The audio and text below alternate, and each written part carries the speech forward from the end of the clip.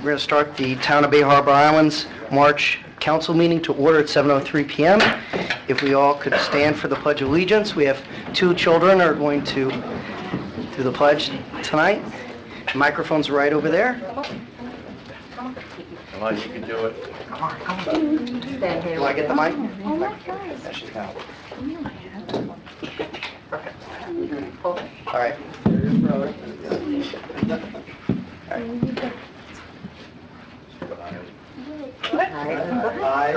I pledge allegiance to the flag of the United States of America and to the republic for which it stands, one nation, under God, indivisible, with liberty and justice for all.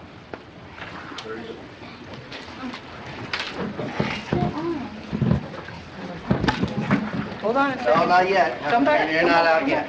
Yeah. We have... Now both of you have to make a speech. Yeah. Daniel, this is for you. How do you know my name? It says it right there. This is for you. All right. Well, oh, hold on. We're going to do a picture. We'll do a picture. So, How's that? Okay, everybody's got to smile, look happy and really pretty, and handsome. You too, Jordan. Very nice. One more. Thank you. Thank you. And my name's not Jordan. No, no. Come on up. Yeah, again, there's something else. No, come on up. And I hate to put you on the spot, but when we met, and so you have a second grader and a kindergartner, and I have a second grader and a kindergartner. And, you know, Bay Harbor, how long have you been in Bay Harbor? How long? 2 years. 2 years. So you just got here, Bay Harbor. So, but you like it here, right? I like it.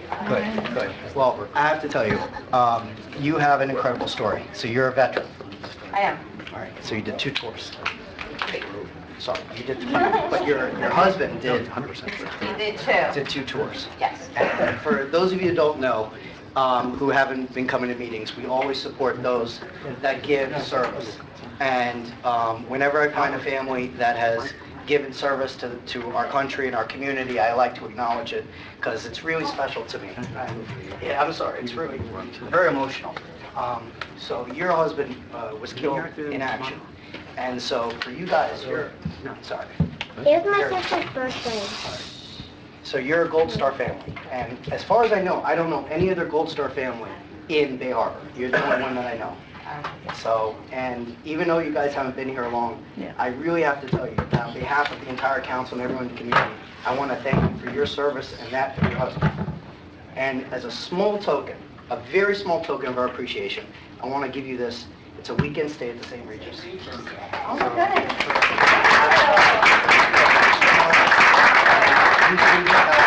And thank you again for your service. Thank you very much. Thank you. Absolutely. I really appreciate it. Thank you.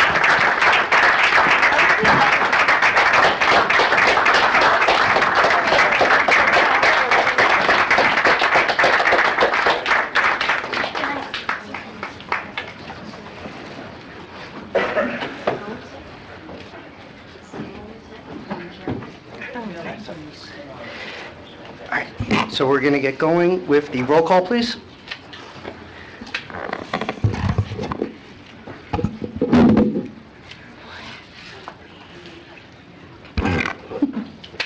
Councilmember Yaffe? Here. Councilmember Chakoshay? Here. Councilmember Salver? Present and accounted for. Councilmember Reed? Here. Councilmember Fuller? Here. Vice Mayor Bruder? Here. Mayor Leonard? Here. All present. All right. We have also another special guest tonight. We have Judge Cuesta from the Circuit Court. Come up and briefly speak. Judge Cuesta, you have the floor.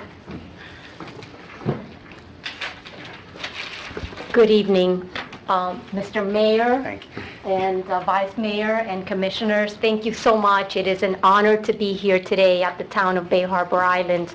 My name is Yvonne Cuesta. I am one of your circuit court judges here in Miami-Dade County, and it's such a pleasure to be here.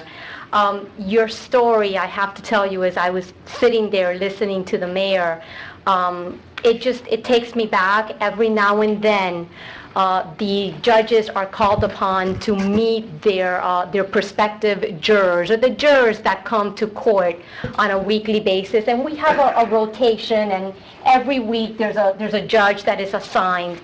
And just last week, it was my turn to greet the jurors that come to the criminal courthouse, because that is where I'm sitting currently. We have the civil courthouse, we have the criminal courthouse, and it's at 8:30 in the morning, and as you can imagine, the room is large, and it's just packed with members of our community that respond to their call of jury duty.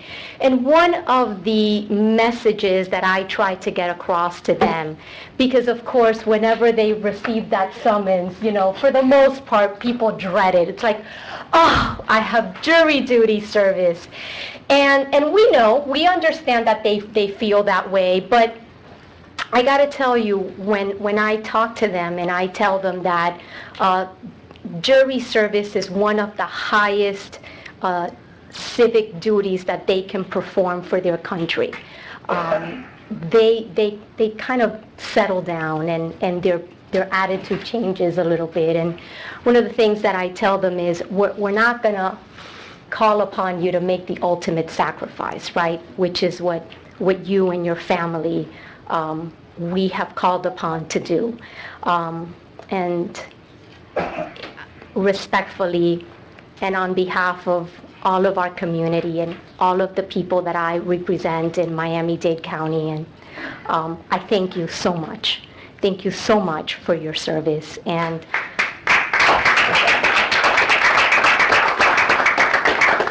so that's how I start addressing our jurors, and then I promise them that it will be a tremendous experience for them to serve. And I'm honored to be in your presence. I'm honored that Mayor Leonard, that you have invited me here. Thank you so much. I'm a member of this community. I serve all of our citizens in Miami-Dade County, and it is an honor and a pleasure to do what I do on a daily basis. Again, my name is Yvonne Cuesta. Thank you so much. Thank you. Thank you, Judge Cuesta. We're going to move on to requests for referrals, deferments, and future agenda items. Anyone? Hearing none, we're going to go to Town Manager's report. Mr. Wasson? I just have a few things tonight. One is our hurricane FEMA submission was reviewed by the federal government. Everything was in order thanks to JC's hard work. It's now at the state review. Usually you would think it would go to the state, then to the feds, but it's actually backwards. And we're hoping to see a $350,000 reimbursement. We'll know something, I'm sure, very soon. Over the weekend, or right on Friday, late in the afternoon, we had a sewer main break that was discovered after a directional drilling operation was being performed by Florida Power & Light. Actually, their subcontractor managed to hit one of our sewer mains. As much work as we do to try to avoid that, we're marking out the street and test hole digs that the company used. They did hit it, but I'd like to, compliment our Public Works. I don't think anybody was wiser for it. The system, as it was designed when this town was founded, was really unique. It's one of the most... It intrigued me when I looked at the job 11 years ago, how it works, the redundancies that are built into a system that's, almost 70 years old. And the pump that we purchased to help us with the situations like that performed excellently, and we expect to have that repair done over the next week.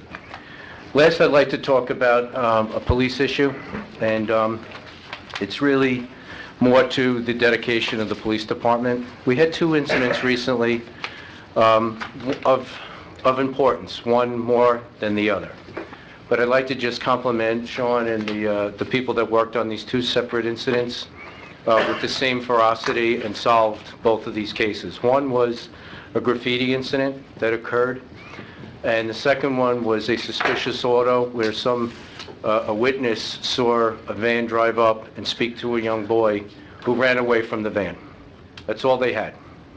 So you would think that's, of course, is the more serious event. Now, the police department only had a witness who saw a child they didn't know and a van they didn't know.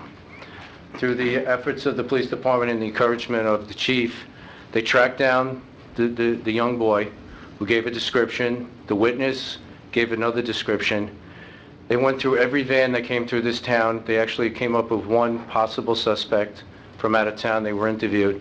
It turned out, thankfully, after more investigation, that it was a friend that knew the child who looked a little lost. They offered him, "Do you want to ride home?" The child didn't recognize him right away and just got frightened and ran home.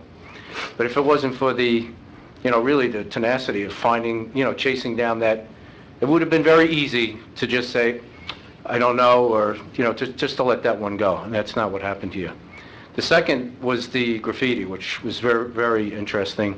Somebody had tagged one of our curbs, and it was terrible. It wrapped the whole curb, and it was signed off with tag writers like to sign their little work there. So the picture was taken. Alan Castellanos, officer at the time, took a screenshot, that the graffiti was taken down immediately, matched it to something over North Miami, located or identified the suspect. I'm not sure if he's been picked up yet, but he was identified quickly, and before I could even get out of my office and look at the graffiti, because I figured I was going to let everybody here know, I couldn't find it. Public Works had quickly gone out and blasted it right off the curb. So what would have been a warning to you, hey, be advised, you might get some calls on a graffiti, was gone before the paint was able to dry, and the case was solved really by some excellent detective work. And but that's, it doesn't matter the level of the crime, it's really, really attacked the same way. And that comes from the top, so I just wanted to mention that. And that's my report. All right, great. Council reports, we're going to start over on this end. Councilmember Tricochet. Evening, everyone. So this month, there was a lot that went on, actually, in and outside of the town. I did attend the Leo Awards, and I do want to extend congratulations to our chief, who was he was surprised to get the Outside of the Lines Award over at the Leo Awards. I don't think anyone who was there or who heard about it was surprised, but congratulations again. I did attend the Chiefs dinner as well as the town staff appreciation event, and I can't say enough, especially as the newest council member here, how great our staff is and how much I appreciate how much they go out of their way to help me in particular, but I believe everyone else on the dais understand what's going on and answer our calls and really work so collaboratively with us. The bike racks that I talked about bringing as an item actually were already ordered, and they're going to go into Kane Concourse. So for those of you who like to ride your bikes, the bike racks will be in as soon as they get here, so that you can really ride your bikes and utilize a lot of what the town has to offer. I know that some residents had come to me because they wanted to ride their bikes to the Pilates studio or over to CrossFit. God bless their soul. So I don't think I could do CrossFit and ride my bike, but they'll be going in as soon as we receive them, so that's exciting. There's a lot going on right now in the town and coming up soon. March 18th, this coming Sunday, is the town picnic. Please remember, if you're a resident, to go to Town Hall and get your tickets so that you're all prepared to start the fun. We are having spring break camp as well at the community center. It's very, it is not expensive, and I'll tell you because I have 2 children that often go to camp. For residents, for the lower camp, it's $140. For non-residents, it's $180. For the upper camp, which is grades 6 through 8, it's $100, or $140 for non-residents, and that's a weekly rate. So please, I would reach out to Parks and Recreation to go ahead and register your children, because the seats do fill up. But it's a great opportunity to keep them close. We do, field trips and lots of events. That includes the field trips. Does it still include lunch? No. Okay, not anymore? No. Okay, but it's still a great opportunity. Please go ahead and reach out, the seats do fill. And lastly, April 8th is our egg hunt. For those of you who have small ones, it's a really fun event. It's earlier in the day too, so please come out and join us. Thanks. Great. Councilmember Reed. Good evening. Not to correct you, but to add on to the picnic tickets that you must have, they are now at the community center. I tried to get some. You're doing them both? Okay, good. So you can go to either location. Very well. In the last month, I also attended the employee recognition dinner, which is really a good thing that we've had the last few years. Our employees, by and large, do a great job. Also, the Day Chiefs dinner, which we sponsored, which I happen to be a member of, and I go to monthly anyway. And it really is, it's good to see our chief with his colleagues and really get a grip on just exactly, the depth of the knowledge that we have here. I went to the last two P&Z meetings because they discussed some of these agenda items, and I appreciate that we have some members who've come tonight to make a presentation. And then lastly, I went to the Surfside's Meet the Candidates event hosted by the Dade League of Women Voters, and they have an election coming up at the end of the month. So I hope we also have an election. I hope to see a candidates forum here as well. Thank you. Councilmember Sauer? Yes, sir. I also attended our annual awards dinner for both the staff and for the police department, and it was a great event. The only, I have all praise but one complaint. A little bit too much talking and not enough dancing. Hey, the truth is the truth, but it was great. I mean, it was just wonderful to see the quality of the staff and the quality of the police department. I'm, proud of each and every one of you. I've watched all of you grow up. Thanks, Dad. Well, so did Bob, except he looks a lot younger than I do. It was great. I did what the other thing was too, and it was great. That was not much to report. That's it. Councilmember? I'll try and keep it quick. I know we've got a lot tonight. I will follow up and say, first of all, Elizabeth went through most of the points regarding the picnic. Please join us. Remember, this is a great community event. I'm very much looking forward to seeing everyone there. As far as attendance, I was at the Chiefs dinner as well, and the town employee event every year. They just do a wonderful job, and again, we really do have true appreciation for the employees of this town. Everything, just like we were talking about, Ron was talking a few minutes ago, when you talk about the rapid response to graffiti, to anything else in this town, everyone knows how quickly the response is. And it's a great event that we get to say thank you at least about once a year. The planning and zoning members, again, I appreciate you coming out here tonight. I was at your last meeting, and I'm glad you reciprocate this time so we can talk a little bit and get a better idea of everything else. Other than that, we'll move on to... Oh, thank you. Good evening. I too went to some of the same events that my colleagues went to, the Chiefs dinner and our appreciation award ceremony. I want to echo some of the comments. We have some incredible employees in this town, not only because they watch out for all of us, but some of our employees have been here for 10, 15, 20 years, even longer, and they're extremely dedicated to the town and to the residents, and we are fortunate to have the employees that we do and the staff members that we do, and members of the police department as well. We're very fortunate in that regard. The picnic, as was mentioned, is coming up on the 18th. Miami-Dade County Animal Control, I think it is also going to have pet adoption, so if anybody's looking to adopt a pet, between 1 and 5 on the 18th, those folks will be there, and I don't know how many dogs, cats, but come out and take a look. We had an event a number of weeks ago that was sponsored by our county commissioner, Sally Heyman. They did a spay-neuter So they're bringing they're bringing mostly small dogs, since we have so many apartment buildings. We asked them if they could please bring mostly small dogs and cats, since we have mostly apartment buildings on the East Island, and they said yes, so they'll be bringing them. They're neutered and only cute pets. And of course, only cute pets, so they're ready to go for adoptions. And also, we're looking for all of your computer, disposable white goods stuff. Batteries that you can bring in the day of the picnic to be disposed of that day. So you can also bring all of those products. I also went to all of the same events that the gentlemen and ladies went to, so ditto. We also went to the school. We had a informative security conversation with the parents regarding security for the school.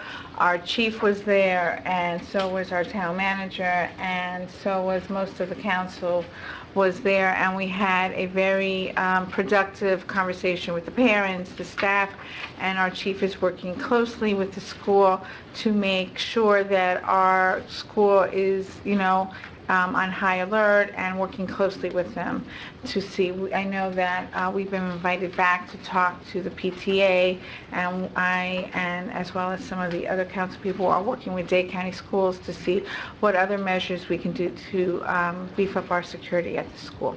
I just wanted to mention that our school board representative, Dr. Martin Karp, was also at that meeting and was very informative. And if anybody has any questions, I mean, and he encourages residents to reach out to him.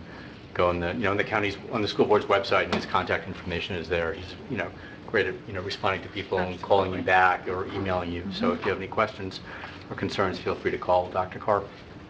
Great.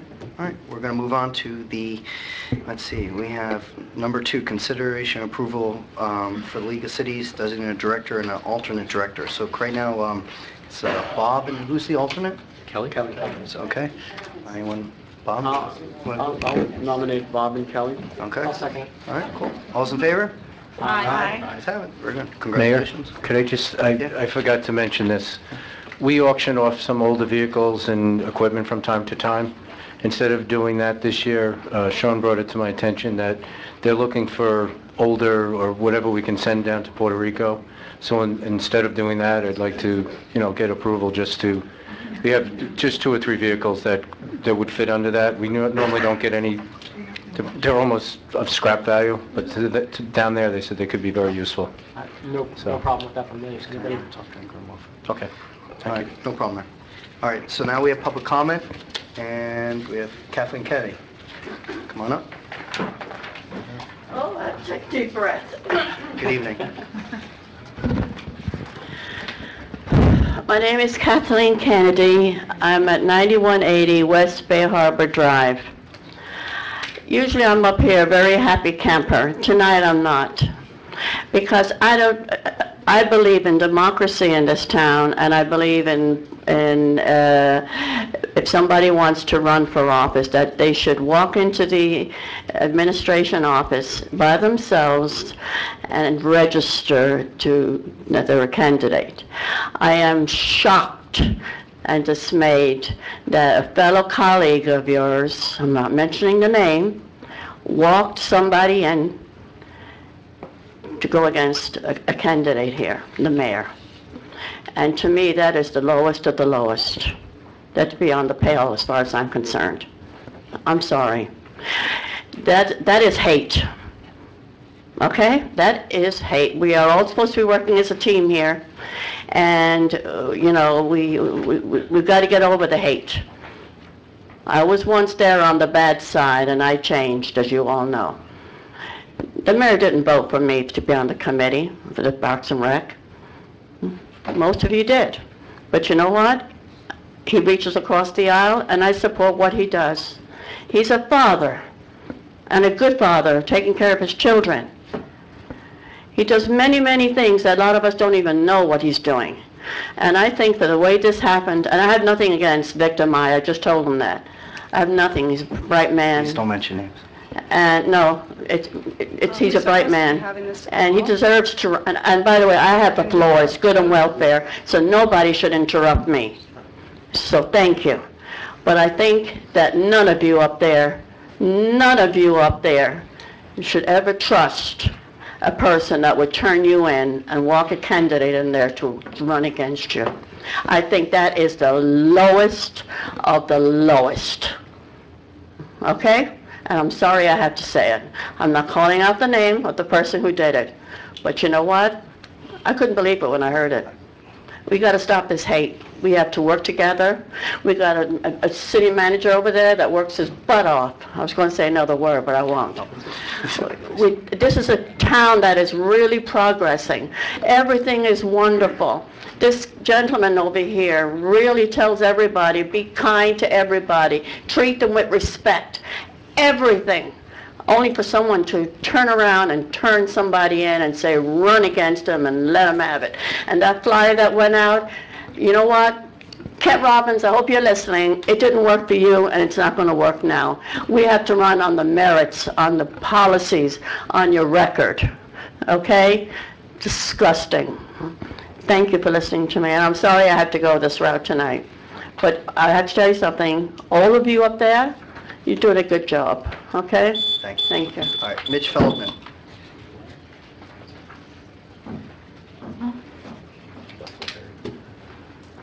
Good evening.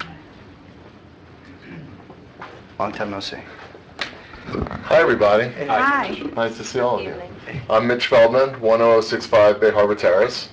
So I'll begin by saying that I'm an attorney, but I'm also a real estate developer. So I'm very familiar with construction workers, the mess that it causes, and all that stuff. And you guys never see me here, right? You see me jogging, you see me I'm knocking on doors, we see each other in other places. I'm here because my wife was reading what's it called, that neighborhood, Neighbors, Next Door, right? And they were talking about the construction. And about a year ago, I reached out to Isaac and the town manager, and I was, I usually don't complain. I think it's great. I love the construction. I'm all about the smart building, and I'm into it. But I was complaining about the construction workers in front of my house on Bay Harbor Terrace, and about the mess that's being caused. And at the end, it was basically nothing was able to be done about it, is where we ended up in that conversation where we were. So I kind of grinned and bear with it, and it is what it is. So now there's 3 more projects coming on, and I saw this next door where the response was, hey, call the manager and he'll respond immediately and it's going to get done and they're going to help you and it's going to get fixed. Didn't work like that, and it's not happening like that. And what they said in that next door is true. These guys use their cars and their trucks as lockers.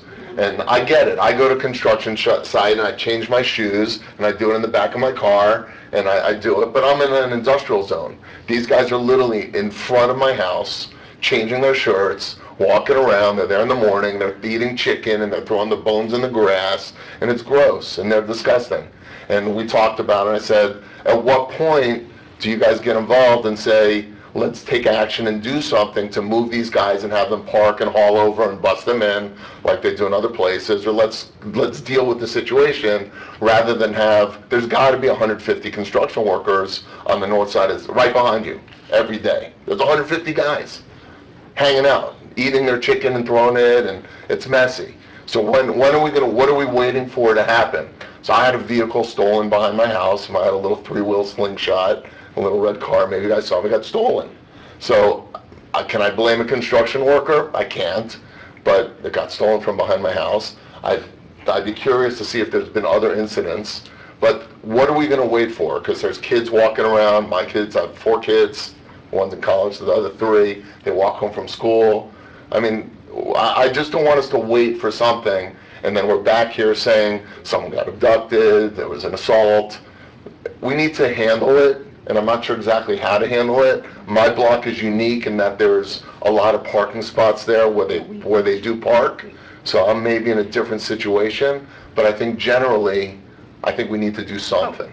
Ron, did we change the ordinance? So some of them are grandfathered in, but I think we did change the ordinance. Yes, and we have construction meetings, and Mr. Feldman, I'd be happy to meet with you, but I haven't seen you in years. No. It's been a long time since you... So it's my fault for not pursuing it. No, I'm not saying that. So you're right, you haven't seen me, and it's my fault, I should have been more... No, that's not. He wants to meet with you to try to get this resolved. Time.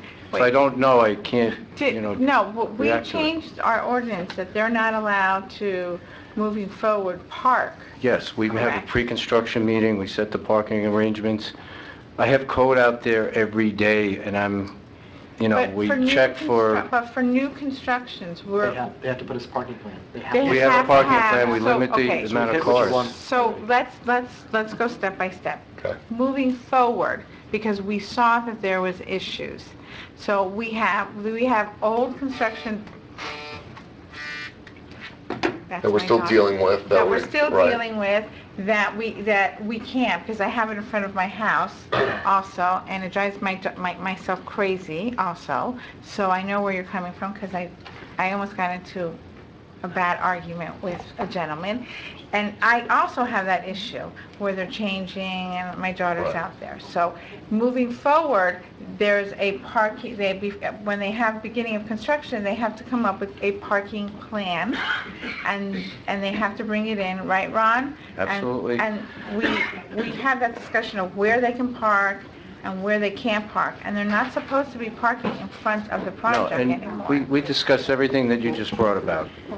Parking, sanitation, Can we just, eating. can we just, Yeah. can we get, because we're talking about 100th Street, right? It's 100th Street. No, So I'm between 100 and 101. I think Harvard it's Terrace. actually, it's a Yeah. bigger, it's a bigger Right. conversation, and Right. I want to say, I live on 102nd Street on this island. I Right. literally have had for the last, 18 months, across the street from me and Right. directly next to me, 2 buildings going up. Right. And then at the end of my block was another one. So trust me, I understand. They're required to submit their parking. We know that they don't always listen to that, right? I know that code comes out and looks at them. One of the things that I've done, because, code can only do so much, Right. is I just call. Yeah. I call it, and I've talked with the foremen. Some foremans are better than others. Some of them will actually control some of their staff, and some of them won't. And I let the foremans on the sites know that, like, if they can't control their staff, I don't have a problem calling the police. And unfortunately, I've kind of like gotten that rap on my street that now, if you're parked the inappropriately, become if the you're watchdog, changing, right. like you're gonna meet the mad Right, mother, right. And that's kind of the position that we've taken. I mean, code comes out, but I Right. call. And I think also, we talked about, my block is unique because there's not designated parking spots on Right. that street. So, I mean, they're just Just always on that spot, they're always there. But I think You know, there's a bigger issue. The point is that we really don't want all the construction guys coming into the island, parking in the streets of the Of course island, not. changing on the island, and drinking on the island, and that what they're saying, and what I hear them saying is they want them to park somewhere else and be bussed into Well, that's, the you know island. what, we I did mean, that. I'm going to tell you, 6 months ago, 8 months ago, I proposed that we have a designation for each and every car that belongs on this island, so we'll know what the difference is between cars that belong on the island with a sticker or a rear view mirror hanger or not. So you can, a cop can go down the street and say, that has a BHI placard, that one doesn't, so I can keep my eye on that. Is that a construction worker? Is that a stalker? Is that someone Yeah, that that's shouldn't right. be here? But, my colleagues on the council said no, that they didn't approve of that plan. And I said, and I wanted it for both islands, for the East Island and for the West Island. Can you, I'll be happy to It's meet a with problem. Mr. I Furman to agree with talk you about it. 100%. And it's not only just the parking, I mean, you get the roach coaches come, Yeah. they park in the, they literally, it's not like they pull into the construction lot, they pull and they block a lane, and they ring their little bell, and they all come running out, and they're serving food, they're all hanging on the street eating, it's like, it's like Latin American Cafe right there in the street. All right, well, I can say this much. I like Latin American I saw Cafe. the banter on Right. Next Door Neighbor this Right. morning, and there were 3, then there were 6 people, and I don't think we monitor that, do we, Ron? I know we have Facebook, but we don't monitor that. I don't So, either, it's my well, fault. I know. But when I see it, what I do is synopsize it, send an email to the manager, and let him know what the 3 areas were, because people were commenting from 100th Street and West Bay Harbor Drive, Right. the 1,000 block of 99th Street, and 93rd Street to 95th and East Bay Harbor Drive, Right. because it's basically, all the construction sites. And I know we have had this construction parking plan in effect for the East Island, but, yeah, for a long time. They don't always adhere to it, but if you would just please help us out, see something, say something, Okay. and just for a little while, because I assure you that the code enforcement, even the new director will be out at 7 a.m., I heard He's today. spoken to you already, Pat? Patrick spoken? You've spoken to Pendergast. But we've got to help them out and I spoke call. to you, I think I spoke with, You spoke to But Pendergast. I'll You said be you spoke very to him. honest with you, I would prefer them just to park in Hollover and be brought in. I don't So think we're that gonna- That's part of, we already dealt with part of that, it just has to be adhered to as far as the parking plan. That was the key. In other words, we actually did face this subject, and we actually tried to address it not too long ago. I disagree a little bit with what Isaac was saying as far as that, we didn't want to do anything. We did. and we actually want to act that way. The only issue was that with the placards, if you remember, there were certain citizens that came up that said they didn't like the idea of being followed home where someone knew where they were from. So that was the problem with the placards, but as far as a parking plan, we voted in favor of that so that now any new development that comes in has to go through that so that hopefully the trucks will not be here. That was the key. Right. They're not going to change if their truck is over at Holliver. They'll change at Holliver instead of here. We're But I gonna, also think anytime anybody, sees that going on in their streets or, in front of their homes, call town hall or call the police. Look, yeah, absolutely. So you don't Can feel we- bad. Look, Immediately just- call because you know what? Look, this is February 15th. Can we send a notice to all the contractors to let them know that this is an issue, like a written reminder, and especially about the changing, because they might not even realize. We speak to the the projects regularly. Actually, on 100th Street and 102nd Street, a lot of the parking has been off. They've let a couple of the other properties park cars away from the Site? away from the site, and which is helpful to us to get those cars off the street. The particular street here is it's an interesting. It's a little It's an unique. oddball street. We considered actually making an A one-way. alternate side. right. I mean, it was getting that, it was, how far do you... Have a snow day. Right. It's an odd... I think Okay, it's just what- the lack of respect from the construction guys. No, we understand. And I think- We understand. This is what we're going to, Ron, Not do me a even to favor, take up please, your whole- on behalf of the whole council, can you just send a notice to all the sites, not just the ones, But I you know know... the three he's just- talking about. No, all of them, to all the sites on the East and West Island, let them know what the rules are, and that we're the no tolerance at this point, okay? Thank All you, right, Thanks so everybody. much, Mitch. Thank you for Thanks coming out. coming, today. Mitch. Thank you. All right, Francis Newhut, come on down. I'd also like to ask that, if possible, Ron, somebody can monitor that next-door neighbor site, because there's a lot of information Oh, that comes from there.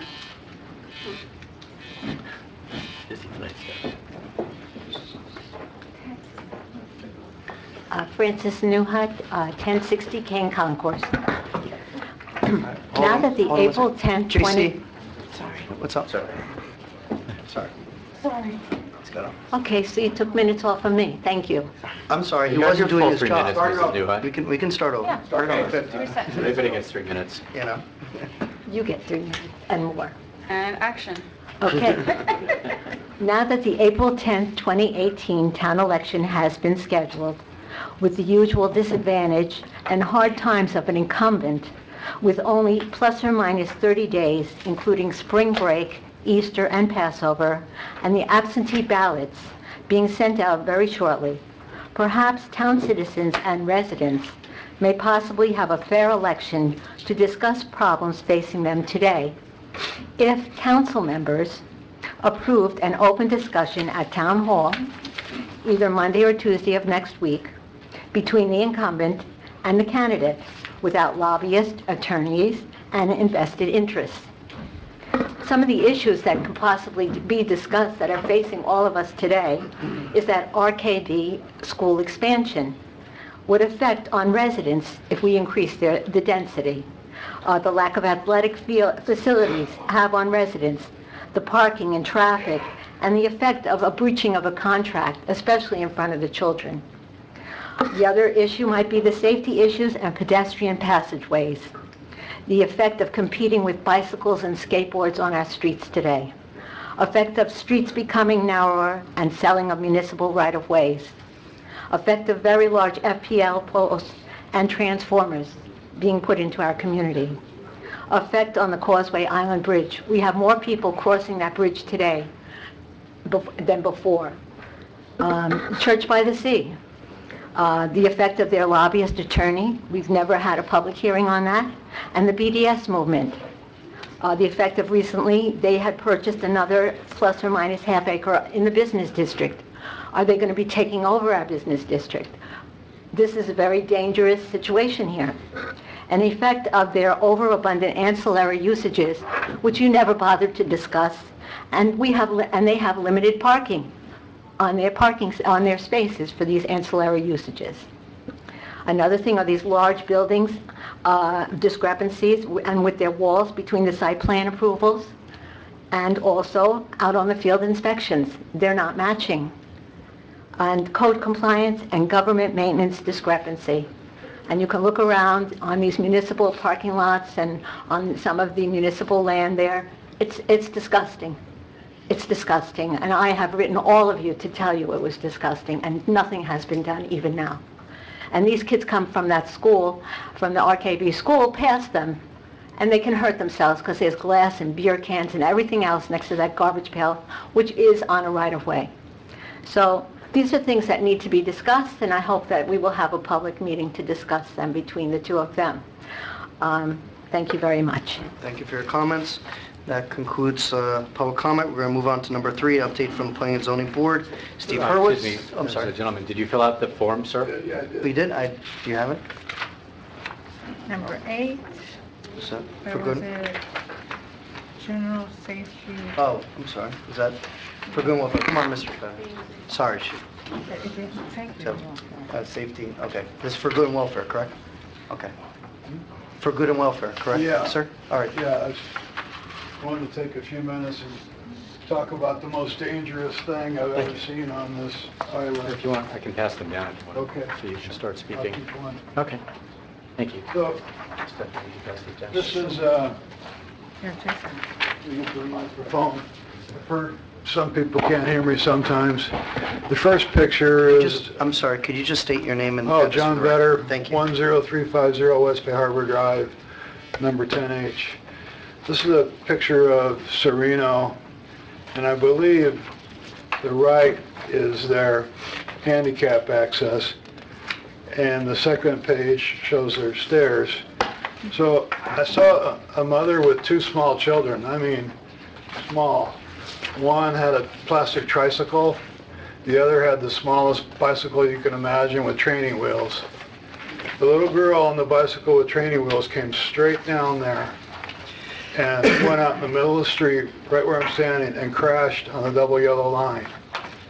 And that really scared me. And the mom got the bicycle and the kid out of the way, and then a car went speeding by, and a police car went after him and got him, so I was happy for that. I would like to acknowledge I recognize that police enforcement has increased, and I appreciate it.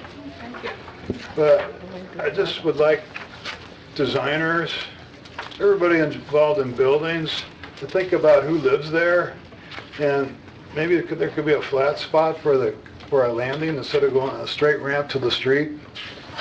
So it just really got to me to see a kid zoom out to the middle of the street out of control and crash. The next one is our new hotel. I saw deliveries only, clearance 7 foot 0 inches.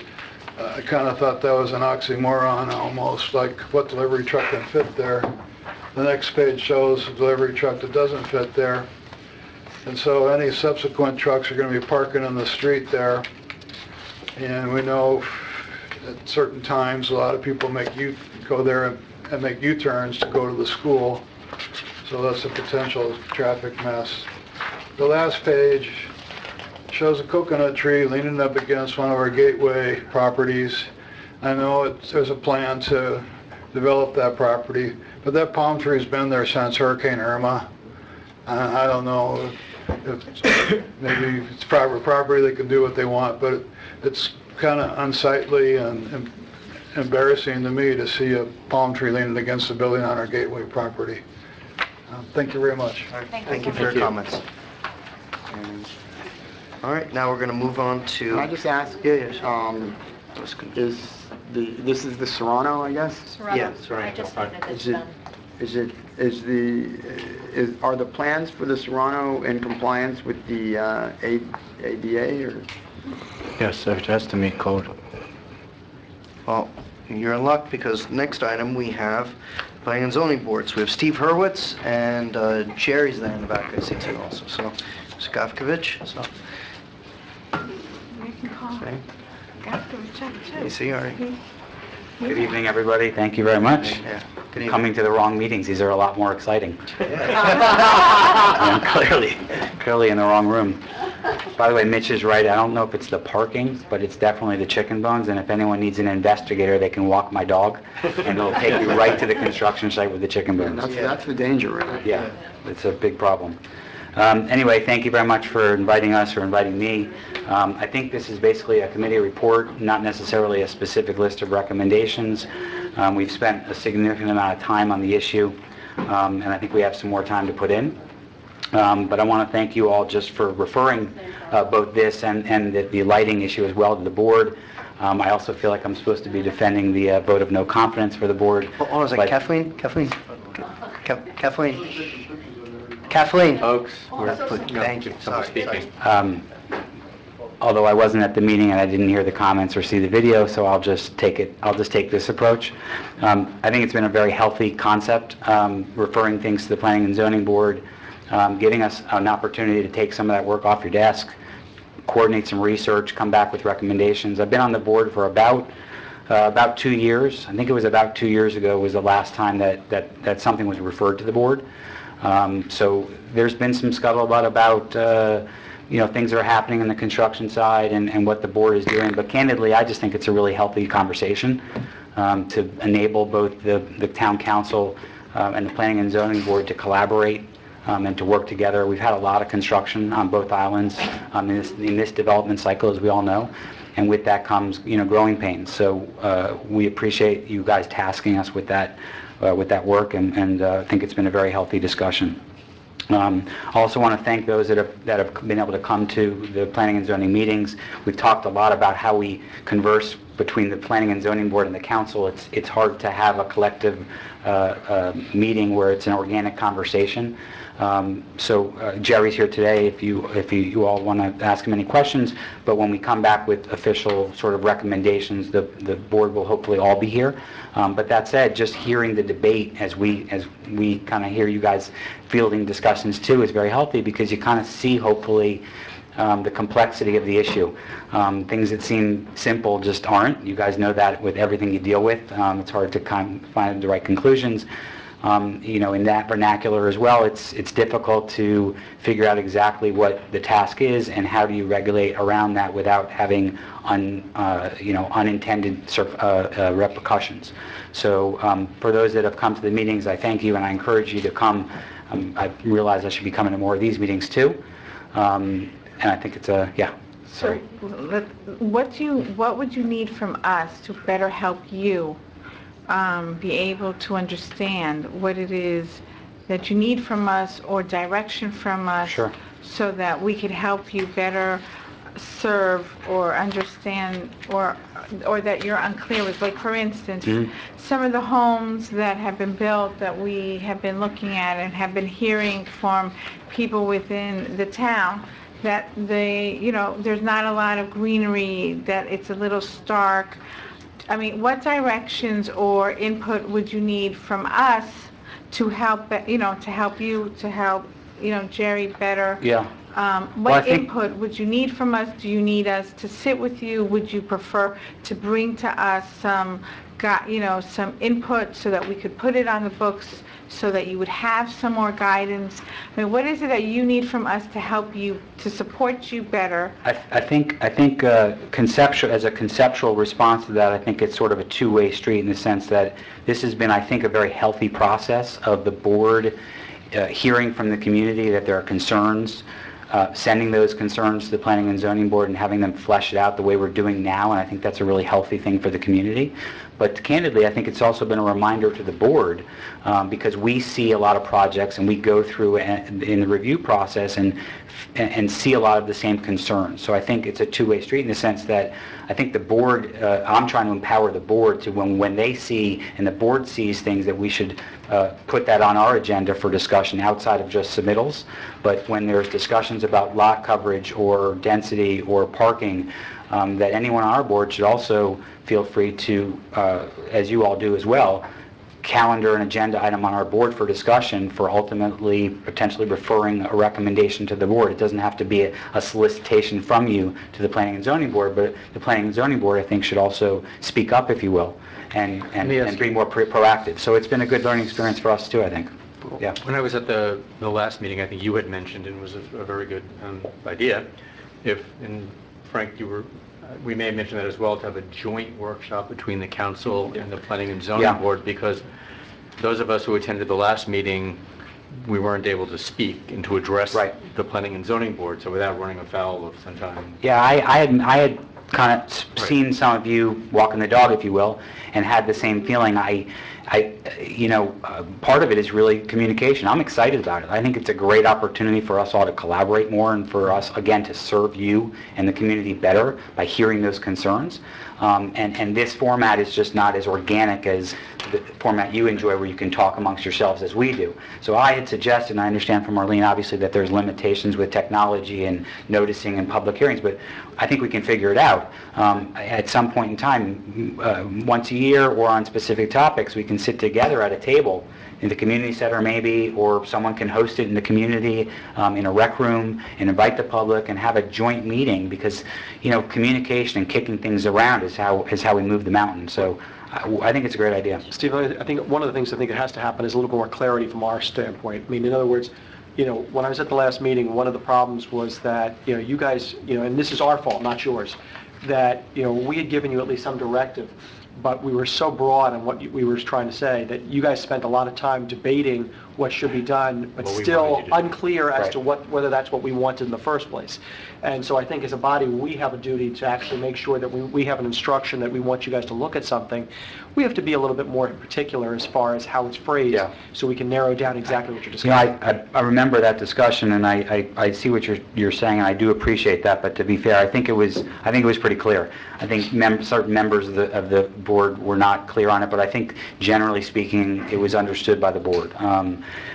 But to jump into the specific issue, because I want to give you guys an update, and I don't want to take up too much of your time tonight. I appreciate the time we have. With regard to the design standards for single-family homes, which was referred to us, I think what it really comes down to, and there are broader issues, but it really comes down to, and I think it became kind of clear at the last meeting, is that the majority of the issues, which were really not that many homes, but those that people felt uncomfortable with, were generally modern homes. Not that there was anything against a modern home, but generally modern homes that have had a large, unobstructed faces of facades, so uninterrupted facades. So you had a second story either facing the street or on the side that was sort of uninterrupted. I call them innies and outies, but nothing of interest. So whether it was glass or eyebrows or flex setbacks and things like that we started to talk about, those were when we started to break down the homes that were mentioned.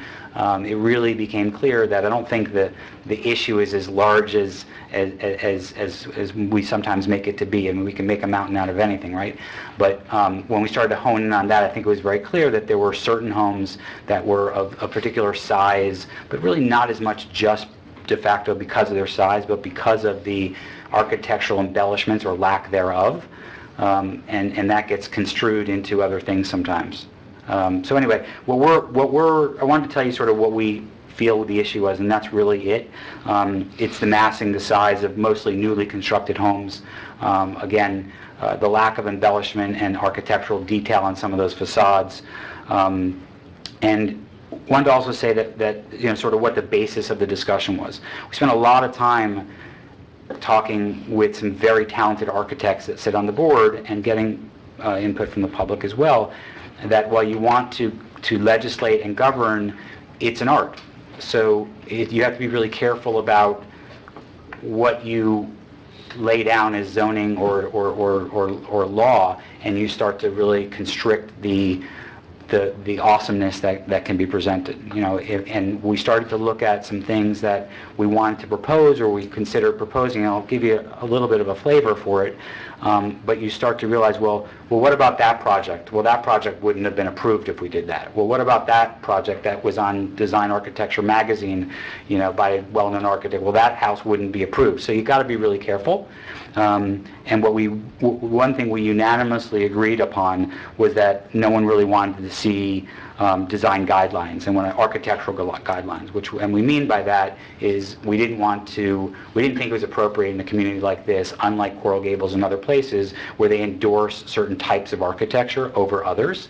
This was not, I think, a movement against modern design or a movement for Mediterranean or against. There's a lot of historical relevant architecture in our town that serves as a guide that I think we all appreciate, but we don't want to dictate the future. So that was one thing that the board unanimously, I think, agreed on, is that we want to look at setbacks and look at some of the other things that we can use as tools, but not specifically create architectural guidelines. It's a dangerous thing to do. And then specifically, some of the things that we're talking about, again, to address that specific issue, I think there's unilateral agreement on the board, and I'm sure here as well, that the landscaping requirements are maybe not as strong as they could be. And I'll tell you, on the homes that we see, we're just talking about single-family homes here tonight, obviously, but on the homes that we see that are not problems, they're very consistent with our current landscape zoning, and they actually exceed them always. It's the homes, generally speaking, that were spec developments, where there's a cost basis on a new home, where they want to build something and sell it, and they really want to do, the majority of it is, it's not, they're not building it for themselves. So we've tried to have a more keen eye in reviewing those houses, but I think everyone generally agrees that the landscape requirements, specifically in the front yard, could potentially be embellished upon, and we're going to make more specific recommendations to you on that. Secondly is building coverage and lot coverage. Obviously, the difference between each being the building coverage of specific buildings on the site, lot coverage, other impervious areas such as sidewalks and driveways and that kind of thing. All of these things, by the way, sort of end up at the same means to the same goal sometimes. So we're having a little bit of a discussion, disagreement, healthy debate as to which one of these things are most important. At the end of the day, they all serve to, I think, hopefully address the issue. Another one is the second floor limitations. So we're discussing the possibility of using, again, I mentioned sort of a flex setback, which creates a little bit more movement on the second floor of some of these homes, and also or controlling the percent building on the second floor. So you might have to do a smaller footprint on the second floor. You can situate it on this side or that side, but it will also serve to reduce the boxy, two-story, modern, without architectural merit home. And then finally, there's a little bit less agreement on this, but some, Jerry in particular and others, feel strongly about potentially just flat out limiting the size of the home outright, just the square footage of what's being built. So again, the similar reaction on our board, we're talking that through. Again, I think it's a very healthy discussion in general, what we're talking about, not necessarily the footage, but I think the takeaway is that we're trying to take our time and be smart about what we recommend to achieve the goal of not having big, boxy McMansions on the island, but also not limiting people's value and their rights to develop a wow home. And not looking back and say we over-regulated to the point where we missed out on some really great architecture and some really great talent and the great community that really has been developed around us. You're not planning right now on limiting anybody's ability to build a home. We're not planning anything because that's your job, but we're going to put together. We're putting together. I wanted to give you an idea of the things that are sort of being discussed. Right, and I let me tell you, I'd like the Planning and Zoning Board to have discussions where there is absolutely nothing sacred. I want you guys to, there's nothing sacred, because we've changed the height limitation, for instance, while we were on the council from, I think, 28 feet to 35 feet or something like that. Yeah, we did that. Yes. And Frank, correct me if I'm wrong, we can change that, right? Yes. We can pretty much change anything that we want, right? Yeah, subject to the charter. Yeah. Right, subject to the charter. So nothing is sacred. Yeah, and it's a lot easier when you're having this discussion outside the context of a specific application. Right, and I think it's a lot more comfortable to do it outside. So it's really, again, I mean, my big takeaway, candidly, is, and I don't take it as seriously as maybe others do, where there was comments from the board about the planning and zoning process. My glass is half full. I just think it's a great opportunity to collaborate more and have these discussions. Absolutely. When applications come in, what happens a lot of the times is members or collectively on the board find certain issues, but it meets code. So it's hard to say no because it meets code. So we're also using this as an opportunity to sort of, as you mentioned, not have anything sacred. Right. But there's a little less pressure when you're able to have this discussion outside of the context of a proposal on the table. But I think we should have a workshop with, like he says. I agree to a workshop, but I think the main takeaway is that I think everyone in this council would concur that we gladly appreciate and want recommendations from you guys on a regular basis, not just this one time, but as things come up, you are going to be the first eyes and ears. And I would think that there's an expectation that you guys are the ones that are going to be nitpicking every single project and every single home to say, you know what, maybe the council should look at this. Maybe this law should be changed, because once it's done, it's done. So I think everyone here is on the same page, that we want to get the feedback, but not just this one time, but we consistently want to get regular feedback. And if it does turn into recommendations to say, hey, listen, we think the Planning and Zoning Board believes, the majority or unanimous believe that you should change this ordinance, change this law, because we need to do blah.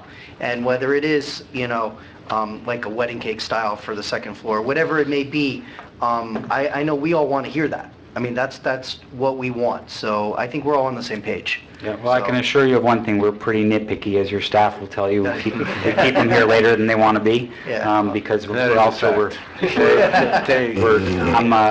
there to run a good meeting, but we're dealing with, people who are, basically artists, so it's not a quick discussion.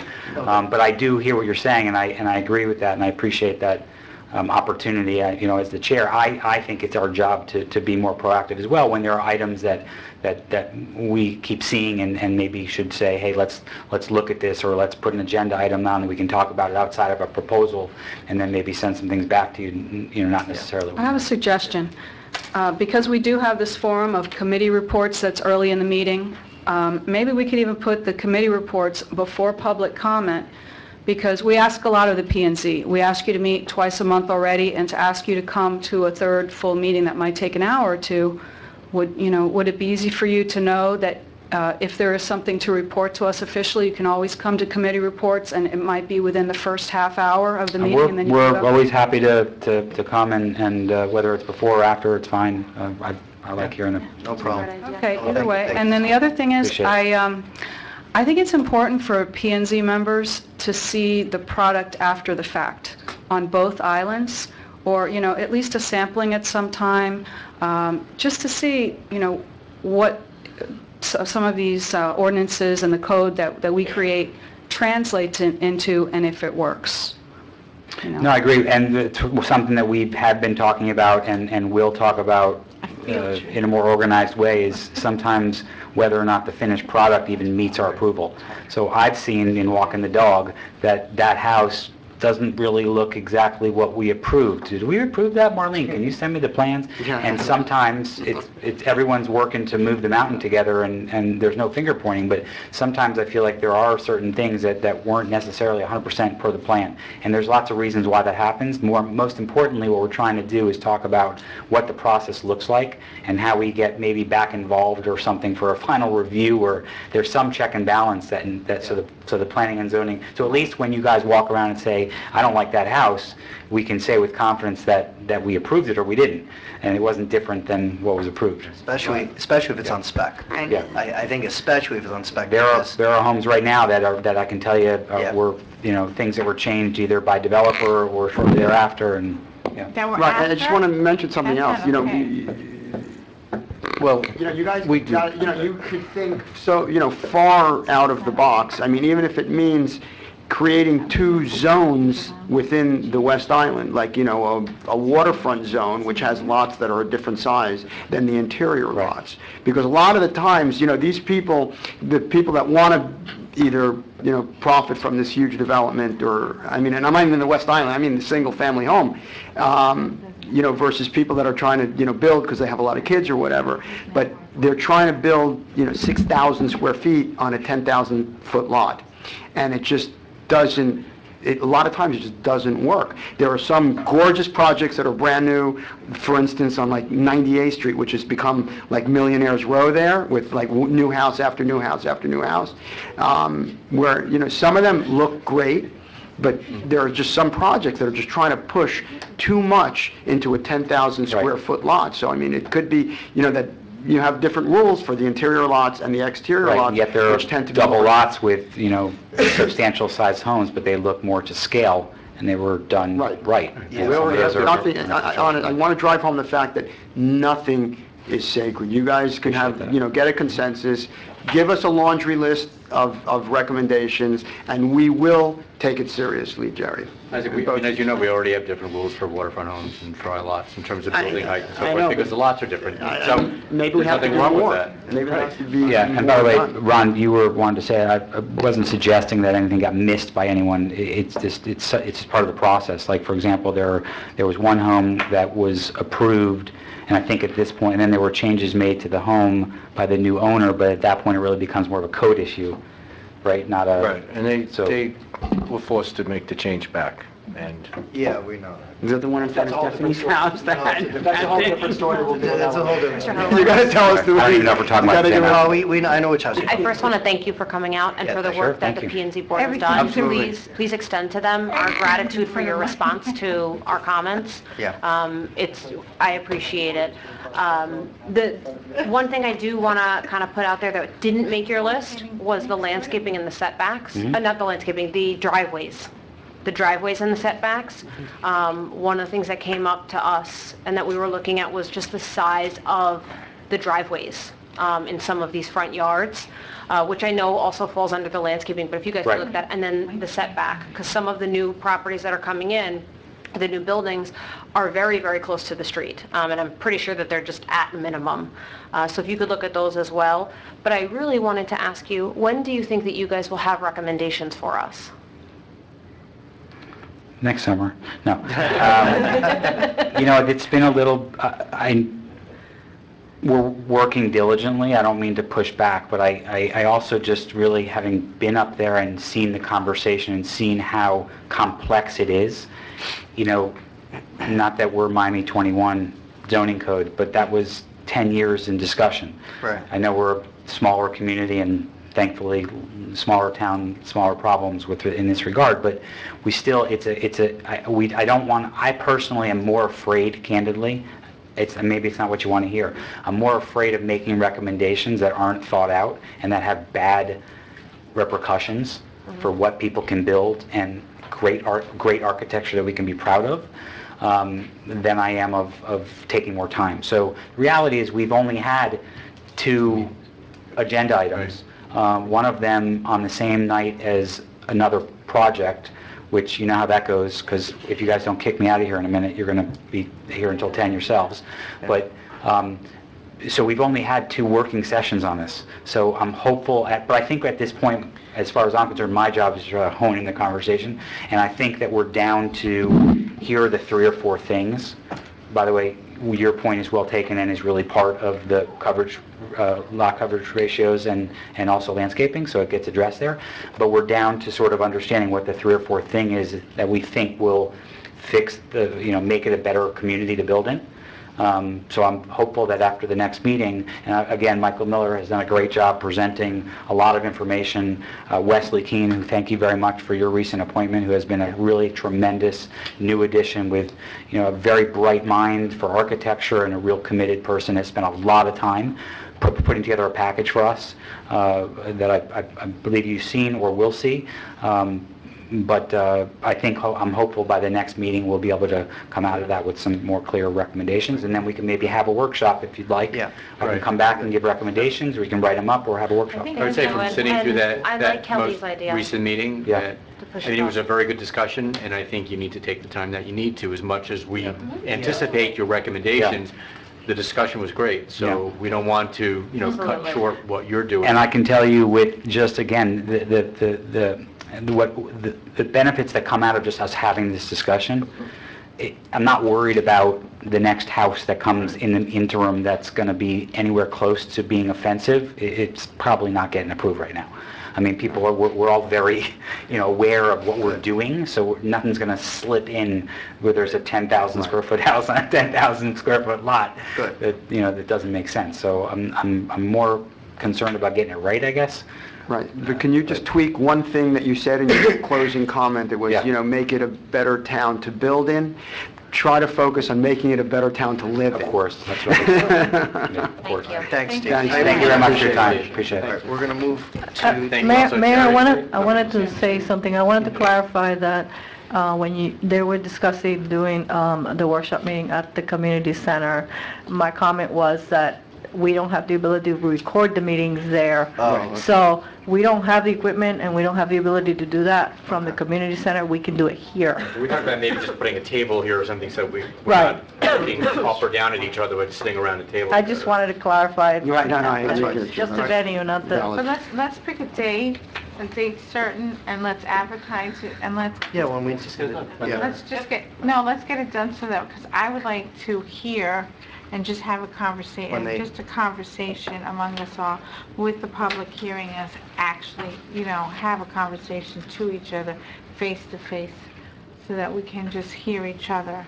I would also suggest anybody that was unable to attend to maybe view the video online, because it was very enlightening to watch the whole thing and to hear all the comments and see how they arrived. And I remember some discussion about driveways and landscaping and some of the That way, questions. they can hear us, and we can, we can see how they come to their process of how they come We're going to their move on to conclusions. the consent agenda. So, We need to put, are you pulling it? all right, I'll pull it. Okay, so you're I'll going to pull pull number out 4. four. All right. That being said, can I have a motion? I'll move it. A second? Second. All's in favor? Aye. Ayes have it. We're pulling number 4 now. Number 4. It's on you. Okay. Kathleen, you have a copy. Well, Why don't you tell us what it is that Okay. you pulled it? Why are you pulling I pulled it because they want a moratorium on medical marijuana dispensing facilities. Kathleen Kennedy, 90, oh, I'm sorry. She Well, pulled it, so. For additional My period of favorite subject, 180 days. I don't think first of all, I'm not sure that we need a moratorium. I have to tell you that I know a lot of people in town who use marijuana. But here's the thing, and let me just say this. We haven't made a decision yet, but if you do make a decision that it is in favor, we need to have an ordinance in place. So there needs to be a moratorium. Even if you're going to do it, we still need to have an ordinance regulating it. And so you can't just not have a moratorium and then it's a Okay. free-for-all. So let's have a moratorium. That's what we're doing. Okay, we don't need it for 180. Well, it's for 180 days but there's nothing that restricts you from doing something in the meantime. But we can end it at any point. It just Right. gives us the ability, because where the statutes came down, it gives us the ability to have the flexibility to do what we want to do. What does, just before we move on, what is Surfside passed an ordinance about medical marijuana, I think, and they're actually, they do permit some types of facilities, not others, et cetera, so. The key with the state legislation is the following. They didn't want to force, this is one of the few times they didn't want to preempt local municipalities. Why does that not surprise me? Yeah. So basically, they said to the municipalities, you have an opportunity, if you want to, ban these facilities, if you want to. So the issue is whether or not the council wishes to ban them or not. It's your prerogative to do so. And if you do regulate it, you have to treat it like any other pharmacy. So we have a pharmacy in town, and therefore it would have to be treated exactly the same way as any other pharmacy would. So that really is the question for the council. Do you want to prohibit it or not? And certainly Michael's going to bring, and I'm going to work with Michael, he already has provided some examples of what other municipalities have done too. Okay, So it's both that question, and then if so, if you're going to regulate it, how you do so, and how do you treat it like every other pharmacy in town. Okay. That's really it. Yeah. And that's really the purpose of the moratorium, to get to that ultimate end All right, so discussion. so we're, within the next month or two, we're going to have some legislation regarding that, right? Sure, I would hopefully, I would hope at the next town council meeting, we're there, so we don't have to pass another moratorium. Cool. I think it would be helpful to know where the other dispensaries are located. I tried to look online, and I'm not sure if I was getting the right There aren't that information. many, and most of them are in the city of Miami. Yeah. There's one right across the bridge. 123rd? Yeah, then that No, just but came that- in. No, No, I read it. no, I don't think that. No, because No, it is. you know, there are... dispensary. It is a dispensary, but it's not... Oh, Elizabeth, what's the address? Hold on. Wait. So let's do this. So we're... Talk to you later, Elizabeth. It's gonna come up. You can speak on it, but Kathleen, it's Oh, gonna come... it's dead? No, we're No, gonna, it's not. no, Oh, we're gonna okay. vote on it, but what I'm saying is, this is gonna come up for discussion. Yeah. It's gonna come up again. So this is just for the moratorium, but Do you we're want me to actually... say You can talk, but I'm just saying, there's no point, because I think there's a consensus that we're gonna have the moratorium until we actually bring it back up to discuss it. We're gonna put an ordinance. ordinance. We have to wait for the We're gonna ordinance talk to about come it. before us. Oh, Okay. okay. That's what it is. So, in other words, no comment, or I just No. have one comment. If Surfside has it, we should do it. We always take the lead. To hell with the legislature.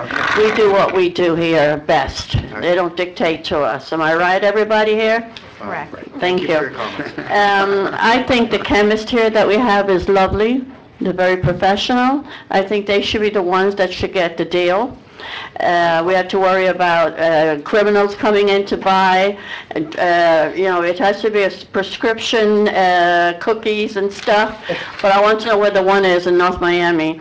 But there's a lot of people, but there's a lot of, no, seriously, there's a lot of sick people that would prefer this holistic stuff than the nasty pills, and I'm anti-drugs, that kills people. No, I know. Okay, I'm a very, very bad opponent of these drugs that are given to cancer patients, and I think seriously that that drugstore that we have in town should be the only one allowed to distribute holistic medicine for sick people.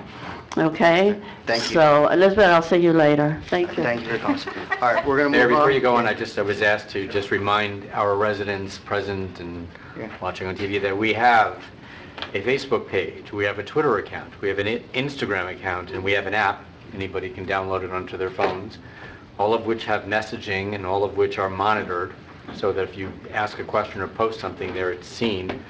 And our website and the app also have contact forms. So if you see something, whether it's involving construction work or anything else, you could just easily go on the app or on the website and fill out a contact form, and somebody will respond to you. I thought you were gonna say, if you see something, say something. I thought you were gonna say Well, that too. That too. Yeah.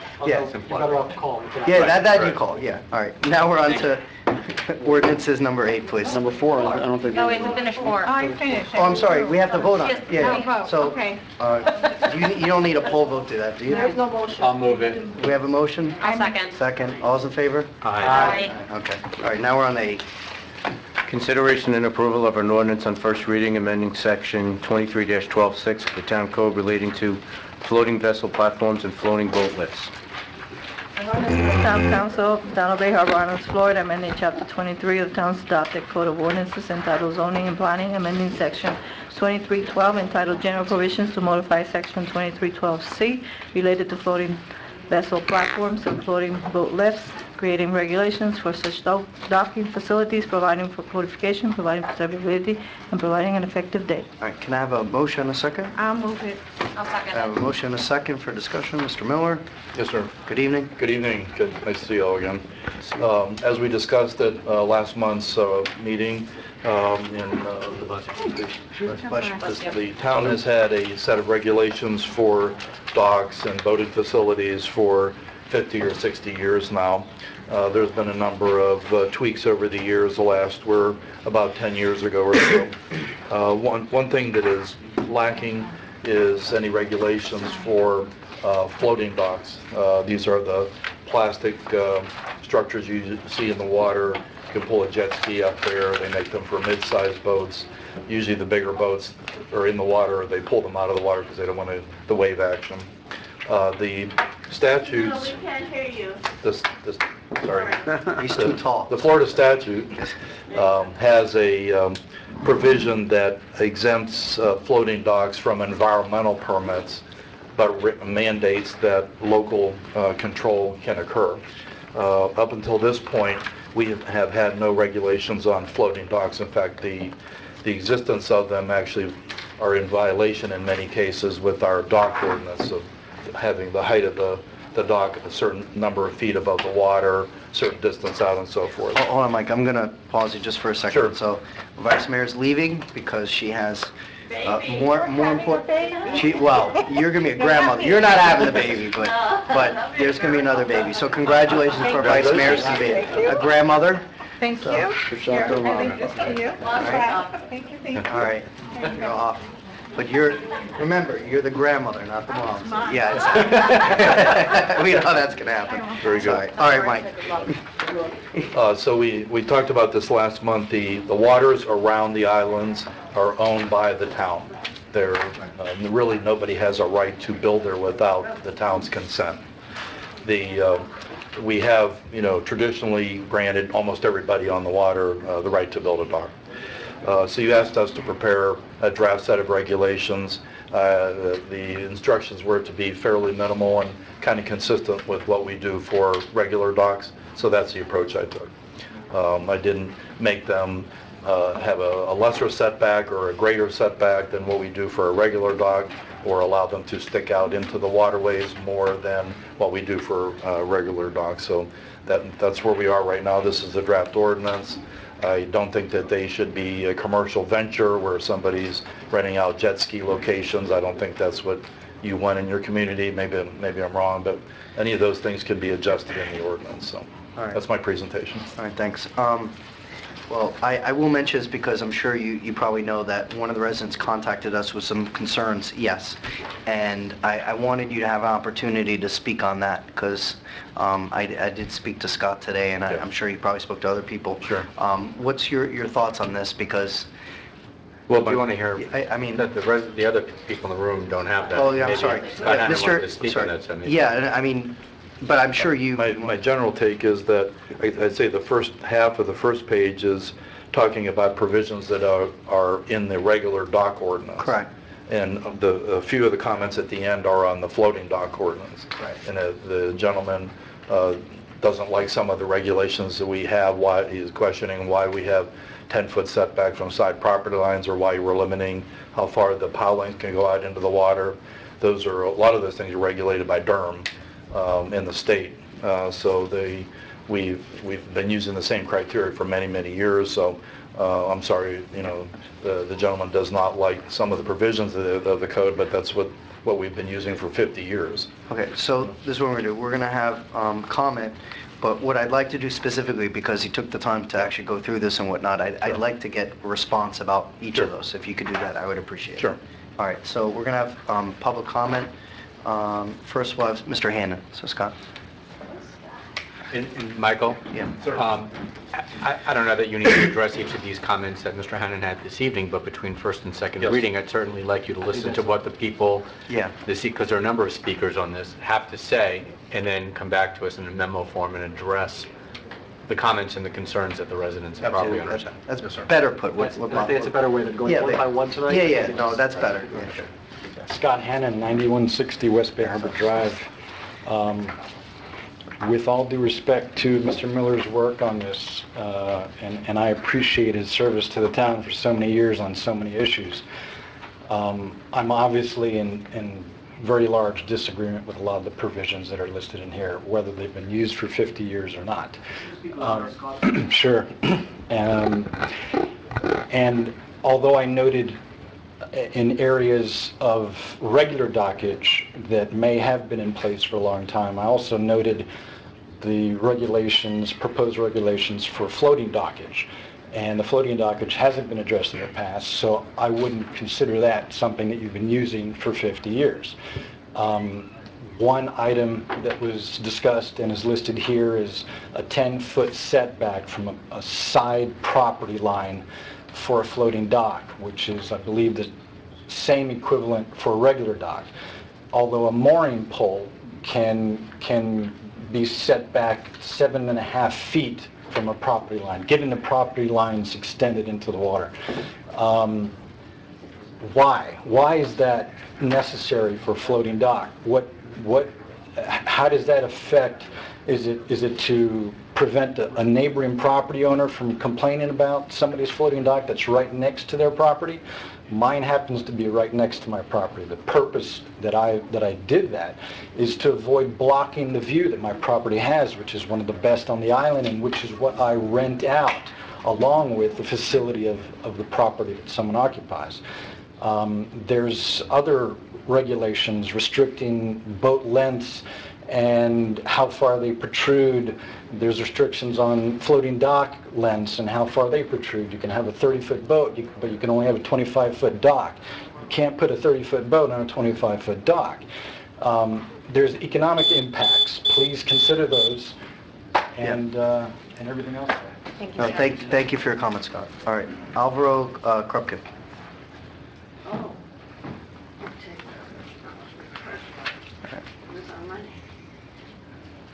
Good evening, everybody. My name is Alvaro Krupkin. I am an owner at 9180 West Bay Harbor Drive. I'd like to take a few seconds first to introduce myself again. I'm Alvaro Krupkin. I'm the new president of the board at the building, and my children attended Ruth K. Broad. I've been living on the island for 21 years now. I am an owner of the building, and I have a floating dock, and I would like to know that I will follow every decision that you make about this issue. And also I would like to ask you if the grandfather, if you will grandfather in shed docks, or floating docks that are already installed, or what's the situation for owners or people that already have a jet dock or a floating dock already in place? There is a grandfather. I'm interrupting you for a second to stop the clock for a minute. There is a grandfather provision, so if you have the opportunity, I don't know if you've seen the proposed ordinance, but the last subsection has a grandfather provision. There are certain restrictions or qualifications to that grandfathering, and if you had specific questions, you might want to what's the overall principle of that grandfather? If you can just give me a short answer about that. Any floating vessel, platform, or floating boat lift that legally existed prior to the enactment of these regulations shall be grandfathered as is, provided, however, that the floating vessel, platform, or floating boat lift complies with the 10-foot side setback requirement, and provided if the floating vessel, platform, or floating boat lift is replaced, it must be modified to meet the current code requirements, except for complete removal. So that's what the proposed language is on grandfathering. All right, thank you. All right, thank you for your comments. All right, next we have, can't see that far. I know. Yeah, Kathleen Kennedy. Okay. Kennedy. No, but you scribbled your first name. Okay. Kathleen Kennedy, 9180 West Bay Harbor Drive. The gentleman that just spoke here he has his boat on my slip. Condo documents. So, and our past treasurer, which is another story. Anyway, the problem I have with it, and by the way, I want to thank Isaac Salva for asking for a survey, because the survey, Isaac, we rated number 2 10 years ago. So you can only imagine when this gentleman... Mrs. Kennedy, please. Excuse me? No, I would refrain from talking about a specific individual. No, I'm talking about when this boat comes up on this floating thing, it impacts our seawall, which is my problem. I'm only here about the seawall. I know. Okay?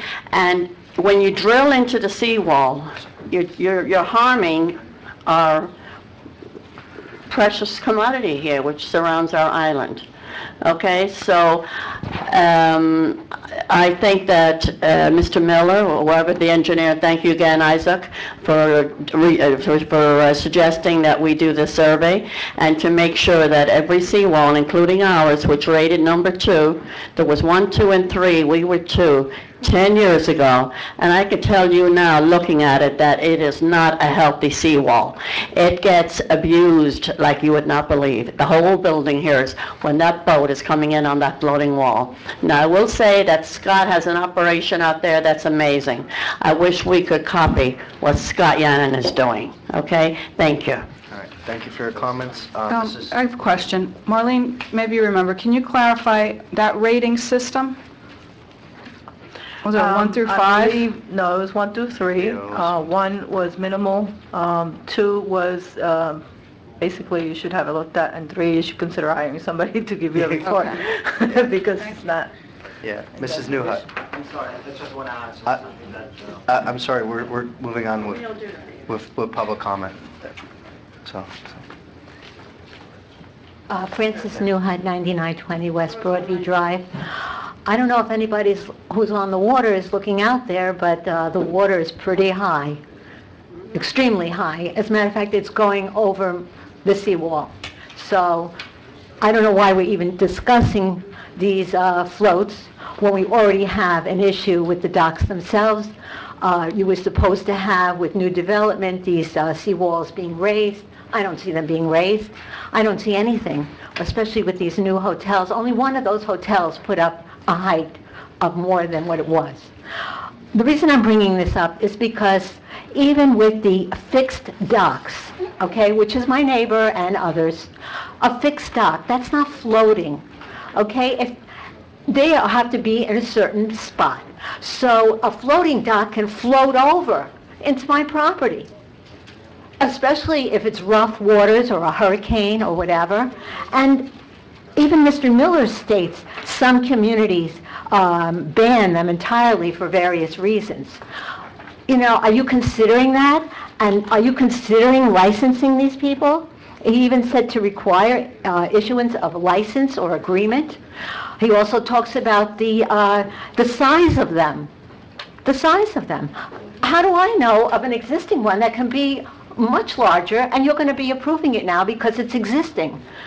There are big problems on those waters, and people are really going to be angry with one another, which we can see right now in our town hall here. Questions I have about this, number one was restrictions to encroaching into neighbor seawall, which I have seen done. Who will be enforcing this code? We don't have very strict enforcement here. And how many are allowed per property owner? These hotels are going to have how many jet skis in the back of their buildings here? So you don't even have the proper restrictions. You know, good fences make good neighbors, and same thing with the seawall. Thank you, Mrs. Newhut, for your comments. John Corral.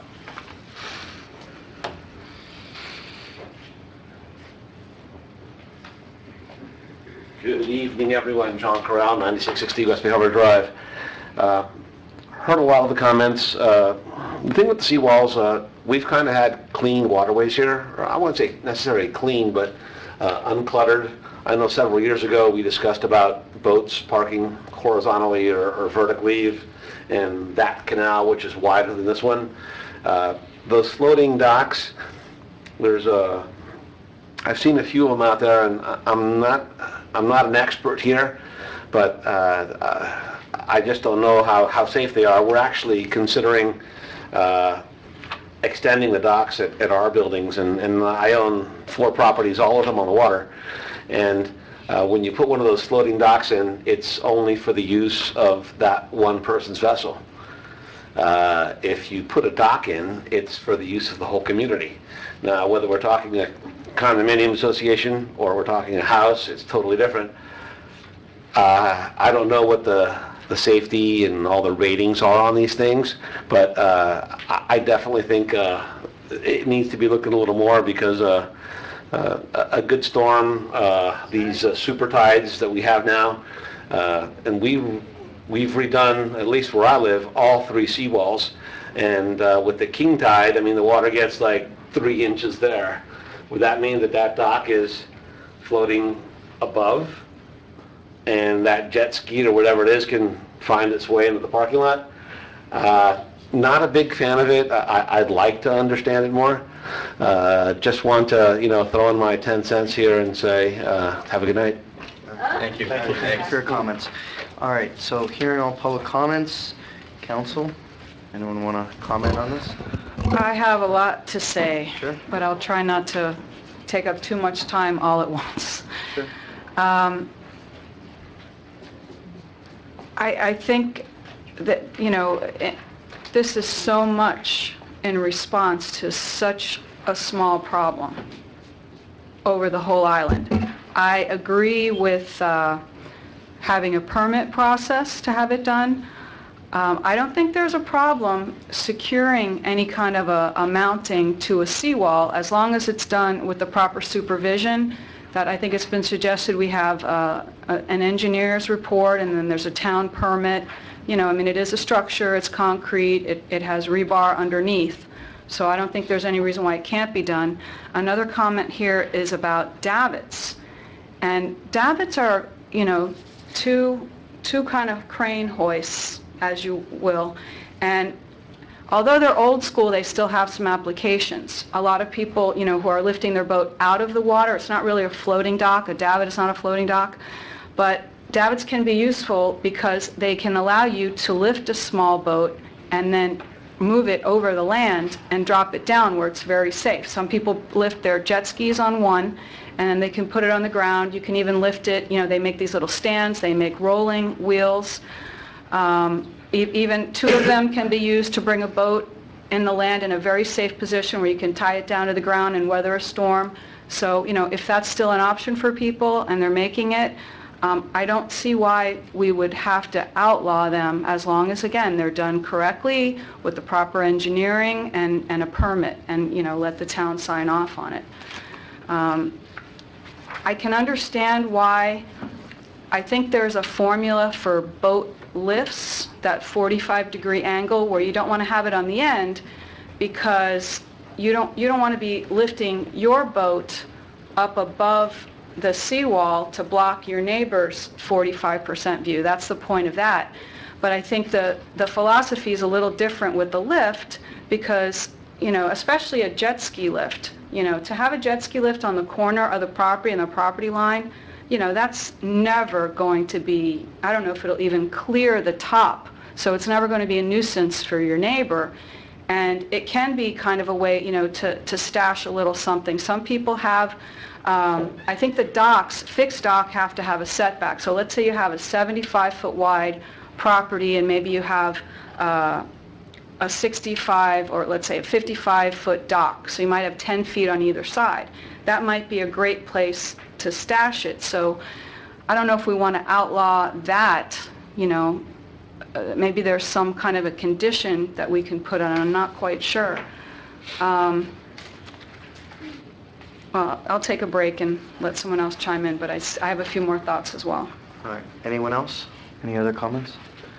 All right. Yeah, I had a question. Did we take an inventory of floating docks? Yes, we produced the pictures at the last meeting. There's like 21 of them, I believe, right? Something like that. And if we approve the seawall inspection, they probably will be taking pictures and more documenting what's on the seawall currently. So we didn't really go into detail. No, they documented compliancy of the existing docks that can have the opportunity to be grandfathered in. Yeah. We were only looking at the floating docks, now not... Right, no, yeah, I'm not talking about that. I'm just talking about the floating docks for now. Yeah, they took an inventory of that. Would any of them be non-grandfathered? Non-compliant? Yes. Well, yeah, a couple of them are close to the property lines. So then they're within the 10-foot setback prescribed or whatever? Okay. So, well, I mean, me personally, I want a little bit more time to research this. I mean, it's a very serious subject. I mean, I can tell you from Miami Beach, I mean, they're strict.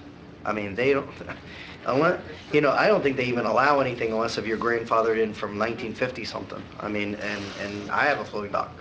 I'm telling you, they're very strict. I want to do what's right for the people that, you know, they're building, but you also have to do right by the people that have invested in this community. And if you had something for 20, 30 years, you know, it's going to be really hard to say all of a sudden your dock is non-compliance after, if you've been here for 30 years. You know, that's a hard pill to swallow.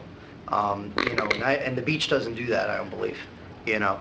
Some of the floating docks are actually, I believe, a little less problematic than the older wooden ones, because they tend to move, you know, they can go up and down. Of course they do. So it's the new, it's actually in a lot of ways better. They are. Yeah. The older ones come where, you know, as the tide goes up or down, it you know, it goes with it, because it's on like almost like a pole. Yeah, it's on, and it can rise and go up and down.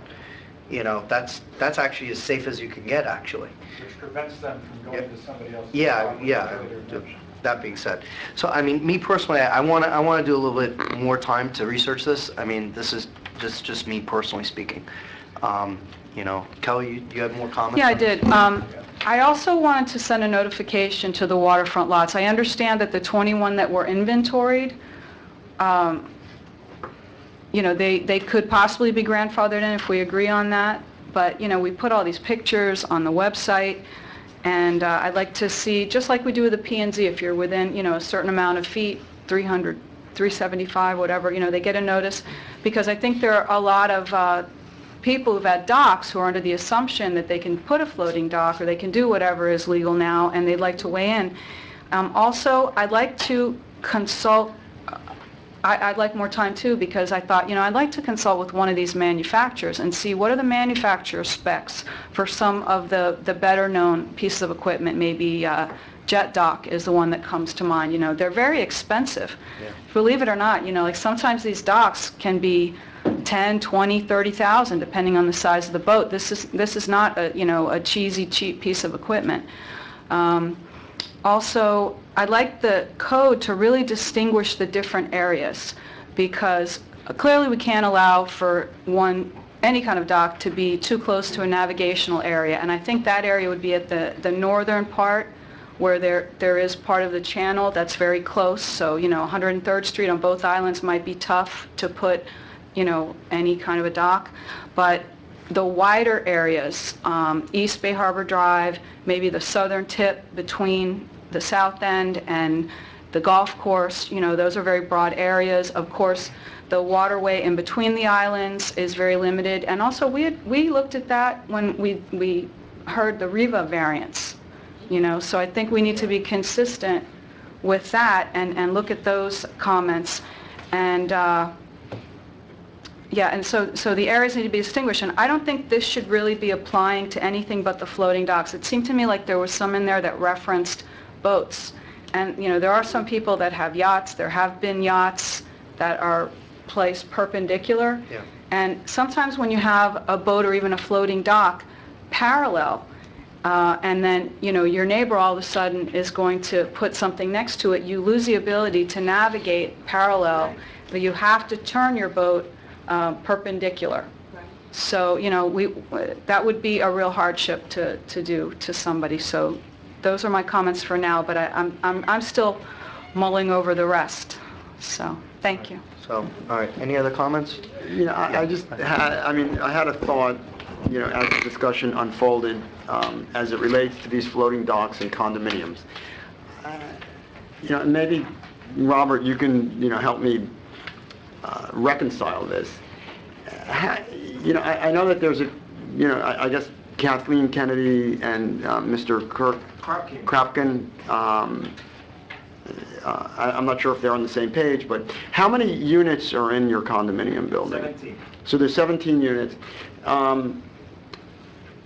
How, like, legally can condominium allow a floating dock on their seawall without enabling every single unit owner to have the opportunity to also have a floating dock to park their jet ski there? Depends upon the regulations in the Declaration of Condominium and what it provides for. Some of them are common elements that, you know, available for anybody to use. You know, some of the condominiums have a certain number of boat slips, for example. It's not a floating dock, but, and, you know, it's sort of the developer sells them off to first come, first serve, whoever's willing to pay. So there's a limited number of those facilities, and some of the declarations of condominium that I've seen, you know, have procedures for if somebody's moving, you know, selling their unit and they have a slip or dock that may then be made available to other unit owners on a first come, first served basis. And there's different procedures. It Some are depends on- deeded, right? Some are clearly deeded. Or assigned, it's usually done Assigned. by some type of assignment, but, or, a license agreement, but it depends on what the developer's doing and. But most of them, let's say non-brand new condominium, like existing condominium units, like 90. That would have to be figured out by the association, what they're building or what what they intend the use to be. Yeah. Who can use it? I agree. I mean, I haven't seen very many instances where you've got an existing association has a lot of, X number of units and, because you're changing the common elements. In order to change the common elements, there's usually a unit owner vote involved. Right, because it would seem to me that even if the condo approves the building of a floating dock, that it inures to the benefit of only the person that is going to be using that floating dock. It'll be essentially theirs. Yeah, it depends what the documents say and, what the use is. Some of them use it just to be able to put, a kayak or something in the water or, a canoe and things like that. They don't really have anything They could put tied floating up docks. to it. Right. They could put floating docks up the entire thing, regardless if just one person's using it, and then go back to the members of the condo and say, first come, first serve, whoever wants to reserve or pay for a certain portion of the dock. Right. A lot of them do it that way. A lot of the older buildings, like I know a building in North Miami that has the whole dock area over there, and it's first come, first serve. They charge a certain amount per foot, and they just say, look, whoever wants to come in, we can do it. You can reserve it per month. Yeah. All right. So is there a consensus to bring this back and to get some more feedback? Yes. Okay, Yeah. great. All right, so that's what we're going to do. All right, item number 9. Item 9, consideration and approval of an ordinance on first reading amending the town code to provide enhanced outdoor lighting requirements. An ordinance of the Town Council of the Town of Bay Harbor Islands, Florida, amending Chapter 10 of the Town's Code of Ordinances entitled Housing by modifying Sections 10.1 and 10.2, amending Chapter 23 entitled Zoning and Planning by modifying Sections 23.19 to provide enhanced outdoor lighting requirements, providing for severability, providing for codification, providing for an effective date. All right. Can I have a motion and a second? I'll move it. Second. Motion, I have a second. All right, Michael, you're up again. Yes, sir. Again, we've talked about this in the past. We discovered that our lighting ordinance has been on the books for many, many years. It's very outdated. Doesn't apply to current day lighting technology. And we had a couple of multifamily projects built where there was some external lighting on the building that was found to be offensive. We worked with them to cure that issue. We drafted a set of regulations for you. You looked at it last month. You asked that the item be taken to the Planning and Zoning Board for comment, which we did. You heard Chair Hurwitz mention that they reviewed it. They had some excellent comments. I redrafted, and then you had comments at the first reading as well, so I redrafted the ordinance. Everything that's in yellow is new language. The essence of it is they wanted it to apply to all properties in the community. It modernizes definitions and terms, addresses rooftop lighting, addresses security lighting now, and all the things that you talked about. So I hope I and the board captured what you were interested in, and we've incorporated those things. All right. I have a question. Go ahead. Here's my concern. I mean, originally the language that you had in terms of an existing property was that a photometric plan would have to be provided if, if the renovations or remodeling exceed 50% of the structure's value and so forth, and I think that the Planning and Zoning Board, preferred not, I'm assuming that the board preferred not to have that language in there. This would seem to apply to any time you change any lights outside your house. Yeah. Like we just changed 2 lights in my backyard. I had the old, those large bulbs, and we put in those more modern little fixtures. And under this language, I'd have to go get a photometric plan to change those 2 little lights in the back of my house that just light up where I barbecue. And I think the same thing. And I mean, I can't support that. I just think that is just a bit excessive. There's got to be some limitation or some threshold, at which you would have to provide a photometric plan. Can you How many say what a applications photometric plan is? I mean, do you have to get a professional? Is it like? Yeah, an engineer. So essentially, how Can many you say applications what's does it take to going change a light through bulb? or- It's really what it's- It's a little bit. You can get an app and do a lot of it now. Remember- For multi-payment I do- commercial. What would we accept? Is there anything you can do yourself? But what I say is, I mean, I understand the reasoning because, you know, at Sereno and some of the other projects, I mean, the lighting has been annoying, to say the least, you know, to some of the neighboring property owners. And so if you have a light fixture on your home or your building, which is shining into somebody's home, Right. across the way or whatever, that's concerning. But I think that, you know, having to provide a photometric plan for just basically changing out a fixture, which is what this would say, I think is excessive. And it's going to discourage people from making that initial change. That's Right. that's the other problem. We're trying to get them to change. If it's, let's just say you have a building or a house that has one bulb that's a problem, someone's going to say, no, I'm not changing that, because if I do that, all of a sudden I've got to go back with this plan that's going to cost me a fortune to redo all the lights. Yeah. That's the barrier there. Yeah, I was gonna answer your question. Remember when we did the tennis court, and they came and they showed the plan, and they said how many foot candles? Yeah. That's what he's talking about, that is excessive. But so, you know, I would like to know what's involved in that, because sometimes, even for a permit, sometimes you need an architect, sometimes you just, you know, need a sketch that could be done by a subcontractor, which is really not a big deal. So I'm not sure, like, what you're asking, because if you were asking a single-family homeowner like yourself to just draw a sketch of the footprint and say, I'm going to put a 1,000 lumen LCD two-headed thing, you know. But I don't even know what that means, to be perfectly honest with you. I don't Well, know what I'll effect tell you- that's going to have, so, you know, I mean, Yeah. that's change the light bulb, basically. That's a lot of math. Well, to change the bulb, but sometimes you change a fixture. I mean, I've seen single-family homes where you know, you go to Home Depot, I've gone, and you're not sure what you're even buying. You buy the 1,000 lumen, it's a double spotlight, you put it in, and oh my gosh, you know, like you don't even know as a consumer that you're changing that, or even the bulb. Right. And then, you know, I've heard of instances, a friend of mine lives across the lake in one of those planned communities with design standards, and she has a beautiful covered screen porch. She can't sit out there at night. The light from across the lake comes in so drastically, you know, that she's got to, like, mitigate it, and the people won't change it voluntarily. Sometimes they do. Mirrors. Yeah, they had a big thing on West Avenue to Star Island when Shaquille O'Neal lived there. You know, there was like a battle going on. It can be bad if people don't play nice. I think you're on the right track on this. I just think that what Bob's saying is absolutely correct. We don't want to discourage the changes. That's the problem. And I mean, I can understand not wanting to go to the 50%, but something that if someone wants to change one light, wants to change, you know, one or two fixtures Yeah. to try and improve, they shouldn't have to redo and, you know, their entire house, You would think. call in professionals. I mean, Yeah, yeah, of course. So that's what I'm saying. If it's a do-it-yourselfer thing that can be done, and I did ask that we could possibly see some kind of images, photographs or something that would show us, you know, what 3 candle power versus 5 candle power, because there's a lot of numbers here that, you know, I'd be hesitant to approve or not, you know, and unless you ask a professional, which I actually did. I sat down with a very nice local architect who gave me some good tips, but, you know, just going by professional, you know, recommendation alone, I wouldn't know what I'm voting on. Right. And this, and Yeah, I think we're on the same page, so I guess this is another thing to take back, because I think we're, Let me you just say know, one thing yeah. real quick. When you do come back, there's a Scrivener's error that I just want to make sure we're clear on. 11? Yeah, of the 1110, on page 6, you write, shall be illuminated after 1110. 11 period, Yeah, 11 one's supposed to be stricken out. Which, the 11 supposed to be stricken out? Yeah, it's supposed to be 10. Okay. That's what I thought, but I want to Yes. make sure we have the I right. asked this afternoon. Same Yep. thing. Another thing this is more relative to staff, is I'd like to ask staff if they can actually take a look at the West Island with the new lighting, because of after the hurricane, now that they fixed all the lights.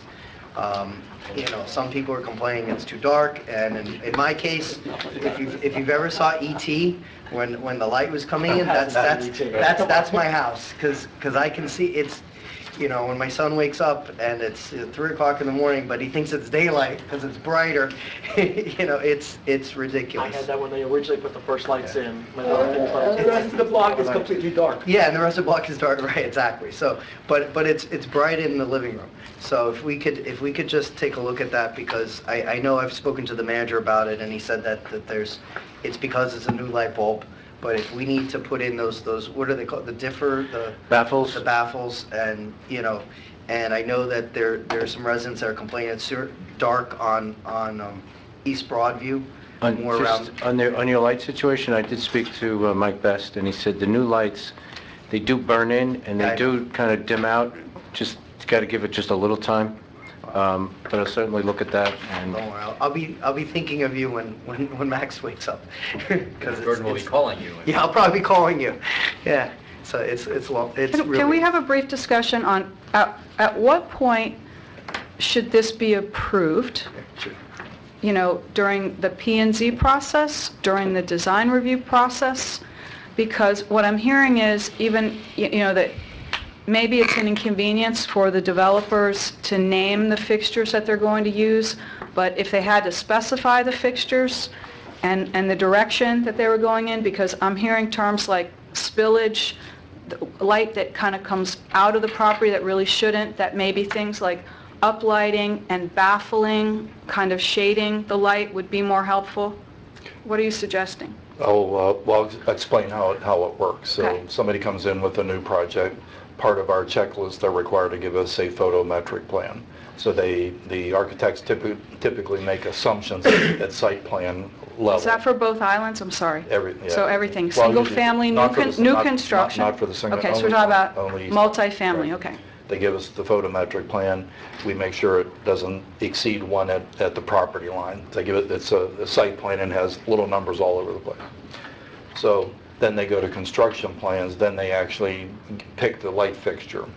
And then at the time of building permit, we get an updated photometric plan that's supposed to reflect what the fixtures are. There's always field adjustments, but that's the system, if you will.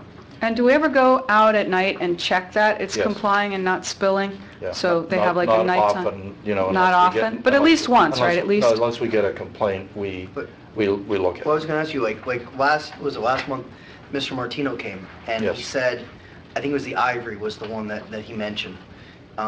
You know, did you look at that property? Is that correct according to the plan? Yeah, I don't know if it's the Ivory, I think it's the one right behind. The one behind him is the club. The club, But then yeah. he mentioned also the Ivory, so, Yeah, we because did the look Ivory's at- right across, so. Yeah, you know, other than the Sereno that had the open catwalks with the lighting, which was Yeah. a different issue, almost every other one is internalized. So you have the brighter lights, and everybody uses LED. I was at the store this weekend, you can't even really find an incandescent light anymore, everything's solid. LED. So they're around the lobby entrances, the driveway entrances, you want to make it safe. So that's a whiter light with the LEDs than the old lights, if you will. Up on the buildings, there's really nothing other than shining out somebody's window, or around the common areas, if you will. That's where you really have any of the lighting. But at nighttime, it's mostly at the lobby entrance or the driveways at the front of the property. Yeah, but like, I mean, some of them are pretty bright, and you can see it across the street. I mean, it's pretty evident. I mean, I've Right. driven around and I've Right. seen, you know, so that would not be consistent with what the plan that they submitted, right? It would be, yeah. Because of the spillage? But I can't tell you, I don't personally, go out there at nighttime and measure it. You do have your code enforcement staff.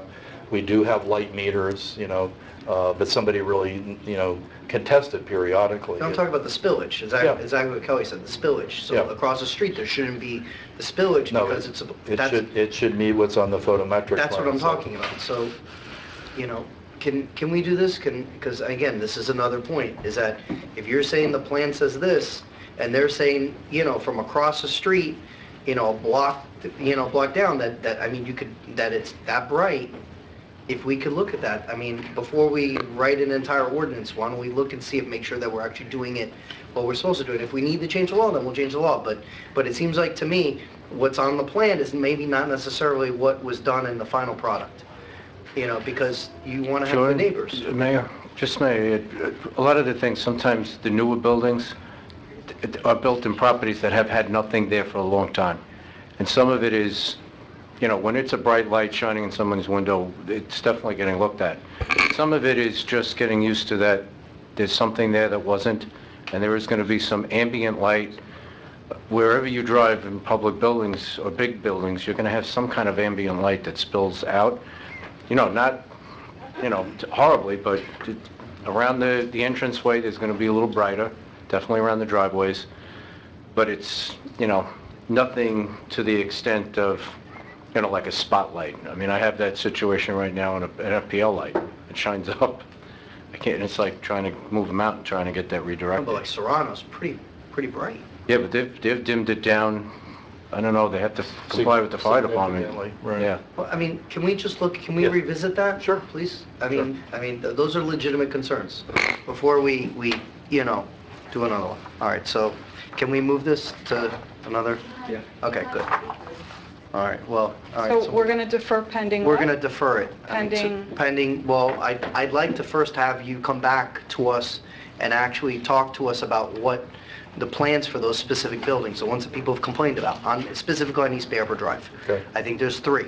So those are the ones that we really need to hone in on and see if the plans meet what was done. And if it does, and it was done correctly, then we probably need to revisit this. Okay? Yes, sir. So, More information about exactly what the town would require in terms of a photometric plan and when a plan would kick in. Yeah. Dale and I talked, I think we have an idea for it. Okay, right, so I'd like more information about that Also, before I would consider voting on this. And I'd like to know what the cost of one of those is as well, because that way we can figure out what we're actually crossing here. That's a lot of new math. Well, I'd like to see, It's actually an simple- it's a example simple program. of an after-the-fact compliance report that's been done, what that looks like and how it's proven, how it's documented, and then what's the best way? Like, I'm looking at all these foot candle lighting levels. So what do you suggest for a layperson to know? What's 5 foot candles versus 0.3? You asked, and I'm sorry, I walked away and I heard you mention that. We looked everywhere to try to get a photograph of, this is 1 foot candle, 2, 5, 10, online. You have to go to a showroom, maybe a lighting place We and came to the look conclusion we're at going to have to actually go out In at the dark? night and take a picture. Each camera's different. Really, Yeah. it's very poor quality and there's almost nothing like that, so we'll keep. Well, maybe there's a project in town, or maybe you can take like Well, we will. take a picture of Sereno or, one of these and point to the lights and say, this measures This a is 3, X, this right. is a 5, I Right. mean, I know it's not going to be exact science, but it'll give us a ballpark idea, because how can we possibly? Wasn't it the moon is how many foot Really? candles? No, but like how many foot candles? I remember when we had this conversation about the tennis court, this came up. So I mean, I think... To the moon, Alice.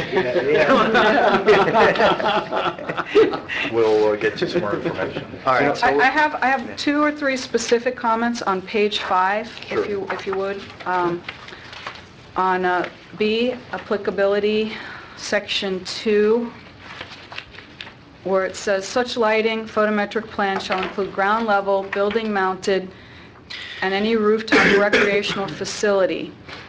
That any exterior floor level exit way to the stairwell and dwelling units to the rooftop, do you think that needs to be mentioned there? This was mounted. this was from the Planning and Zoning Board, so Yeah. you wanted to add like the exit? If you think that Okay, that's all right. applicable. Would that be If it's building necessary. mounted cover that, or no? I mean, I would think anything attached to the building. It would, but, if we have to focus on... Clarify I don't mind. No, it's a good point. Then down below, C2, Sorry, Fixture because you're in that height? paragraph? Yeah. If you're taking out exceeds 50% of the structure's assessed valuation, then you don't need that last sentence. You're right, determining you're what right. the assessed valuation is. You're right. okay. As long as the message is in there. We may be putting both back in. You might put it back right, but I mean, the way it's written now, you don't need it. Sorry, go ahead, Kelly. Okay, no problem. Thank you for that clarification. The fixture height? Legal clarification. Fixture height, C2. I understand 20 feet in height for a parking lot, and there's probably some specific standards, and that's enclosed. But we say a maximum height of 15 feet for the non-vehicular pedestrian areas. It would be Is like it a- necessary to like be a- that height? Could it be more like 8 or 9 feet? It could be. We were trying to think of, you walk along a pathway, and there would be a post light, one of those decorative post lights. Yeah. So it doesn't need to be 15. We were trying to, I think if it could be lowered, that would soften the Okay. light, Okay. if that, is an industry indicated thing to do. Okay, we'll look at that. And then in 4, mounting, fixtures shall be mounted in such a manner that the cone or light primarily directs towards the Earth's surface. If you wanted to add walkways and driveways, or otherwise shielded such that lighting is contained on site and does not cross the property line, like just because sometimes those walkways are on the edge, they need to be lighted. Or safety feature. Safety? In other words, directed towards the Earth's surface or otherwise shielded, or Earth's surface or safety feature, or otherwise Okay. shielded. Some would have to be somewhere else. All right. And then, how do we address on O Residence at 98th and East Bay Harbor is a very unusual Yes. curved building. It's different than Sereno. It has a pool on the East Bay Harbor side. We know it has a catwalk, so it has to comply with fire. It has 2 very bright spotlights, and I don't think they were part of the original plan. Yes, I know. But those 2, I don't know how those could be fixed. I'm not sure that those are safety lights, and they're on all night, and nobody's at the pool all night. And it's really We're bad. going to look at that. So Yeah, you're gonna because look at I think definitely some kind of shielding or baffling would help with something like that. That's a good example. those. Okay. Thank you. All right, so since we even though we're not going to vote on it, we talked enough on it, we're going to blow up public comments. So Mrs. Newhut, come on up. I know you want to talk about it.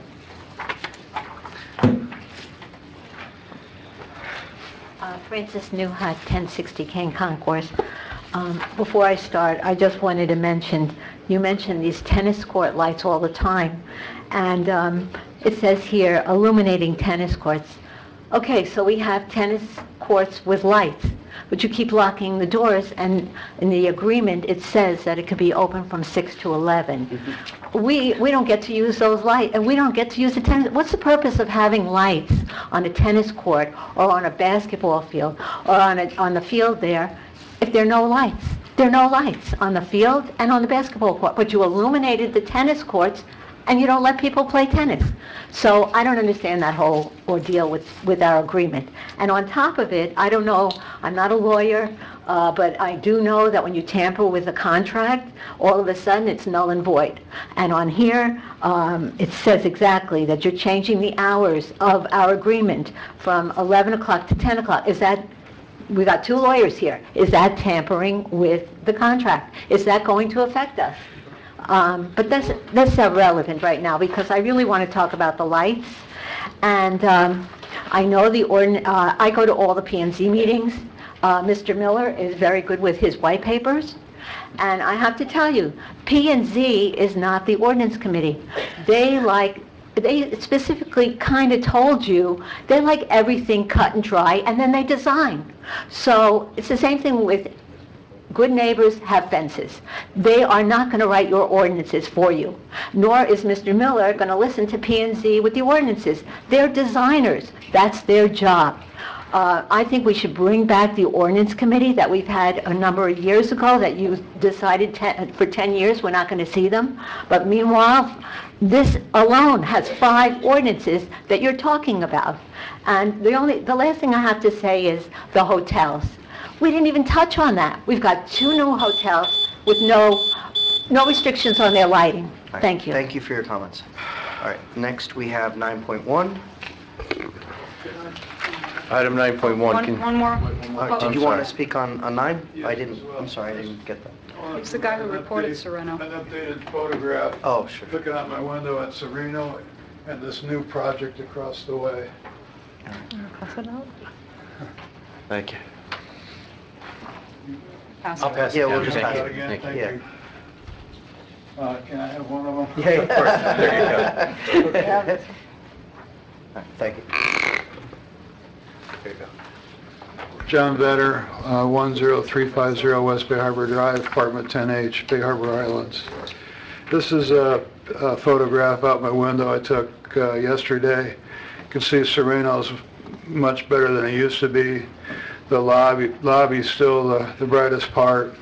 And also, the geometry of the building creates a corner reflector So if the light shines into a corner, it's going to light the whole thing up.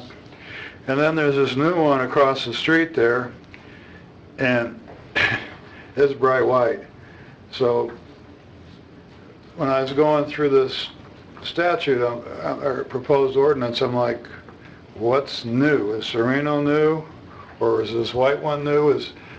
Is having a certificate of occupancy the difference between new and old? So I think some definitions are needed, like without intrusion. I think adjacent is too narrow. Neighborhood properties would be better. I don't know what the definition of recreational facility is. Does that include rooftop gardens and pools? The Kai shines its lights upwards at its palm trees. Is that now forbidden by this draft code?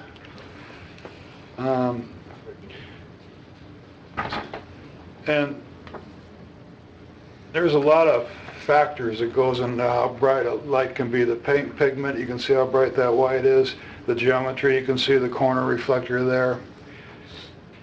So I think some weasel words are needed at the end of the ordinance, something like notwithstanding full compliance with the foregoing, because of the number of variables that can affect lighting, certificates of occupancies may be withheld if the project is found to intrude on existing or planned properties in the neighborhood or the night sky. Thank you. All right, thank you for your comments. Arlene, or Tony, what building is this? This one that's still under construction. 102nd Street. Yeah, 102nd. It's It the backs one up to our, directly It's the one across next from to me. her. No, it's directly across from me. it backs up to our garage on 103rd, I mean, our parking lot on 103rd. Yeah. Okay. Yeah. It's really bright. Yeah, it's bright. It's still, it doesn't have a certificate of occupancy. Yeah. Yeah, I can tell you the front looks the same. Yeah. So, No, Le Jardin is next to me. I never remember the name of the one across from me. It's Bay Harbor 101 or something like that. Okay. Something. all right, we have 9.1. So, first reading. Consideration and approval of an ordinance on first reading requested by Mayor Linda relating to bicycle parking on sidewalk, streets, right-of-way, and public property in the town. An ordinance of the Town Council of the Town of Bay Harbor Islands, Florida, amending Chapter 18 of the Town's adopted Code of Ordinances entitled Streets and Sidewalks by adding Section 1811 entitled Bicycle Parking, providing for severability, providing for clarification, providing an effective date. Can I have a motion and a second? Anyone? I'll move it. All right, motion, a second? Second. A second, great. All right, the reason why we brought this up is because, as you know, there is, well, at the time, there was an actual bill in the legislature for preempting us related to bicycle companies, and particularly companies like Lime Bike, which have a contract in North Miami. So you've probably noticed a lot of Lime Bikes in Bay Harbor. We don't have a contract with them, but whether or not we choose to have a contract, one of the issues that we have is that people are just leaving these bikes on people's properties. They're leaving it, you know, on what few sidewalks we have. They're leaving in the green walking paths. It's just not, it's not pretty. There are a lot of residents that like Lime Bike, and that's great that there's a company that has the entrepreneurial spirit to have, you know, new technology, and apparently it's very easy to use. The problem is that we need to have something on the books in order to make sure that we enforce what we feel is the aesthetic value of the town. I'm not trying to drive Lime Bike away. On the contrary, I actually talked to the director of the company in California. They're on board. They want to be able to work with us. They want to make sure that the town looks pleasing. They're willing to make their people who rent their bikes park them in an actual bike rack. So they're willing to deal with us respectfully. But on the same token, we need to have this on the books to make sure that if someone doesn't comply, that we can take the appropriate action. And so this is a good mix of between allowing companies to work and the town getting what they want, which is exactly the opposite of preemption. So that's why it's being proposed. So, I had run into a representative, I mentioned to Ron, collecting a bike that had been left over on 96th Street by the beach. And that representative told me that in communities where there's already city bike, I guess that's what it is. Yeah. Yeah. That they're intentionally not trying to contract with those communities because they don't want to compete. But the problem is, as Jordan is saying, that people take them up anywhere and just And they go one leave way. them anywhere. Right. So they try to come in and pick them up, but of course they don't manage to get them all, I guess, because they all have, I don't know, whether transponders or whatever it is in there, so that they can track them at all times. So they try to come and pick them up, but they don't actually know talk to to get you. there. Huh?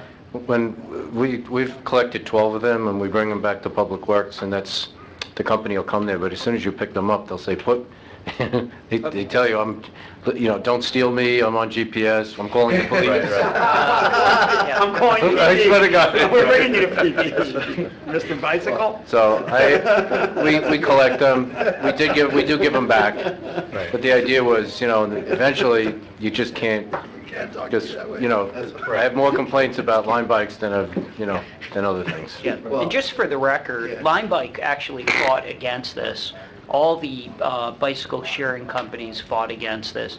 There was only one company, which is actually an Asian company that's a hedge fund that wanted this. And you may or may not see it in the future. And you may or may not see this as a successful endeavor here like it is in many other countries as well.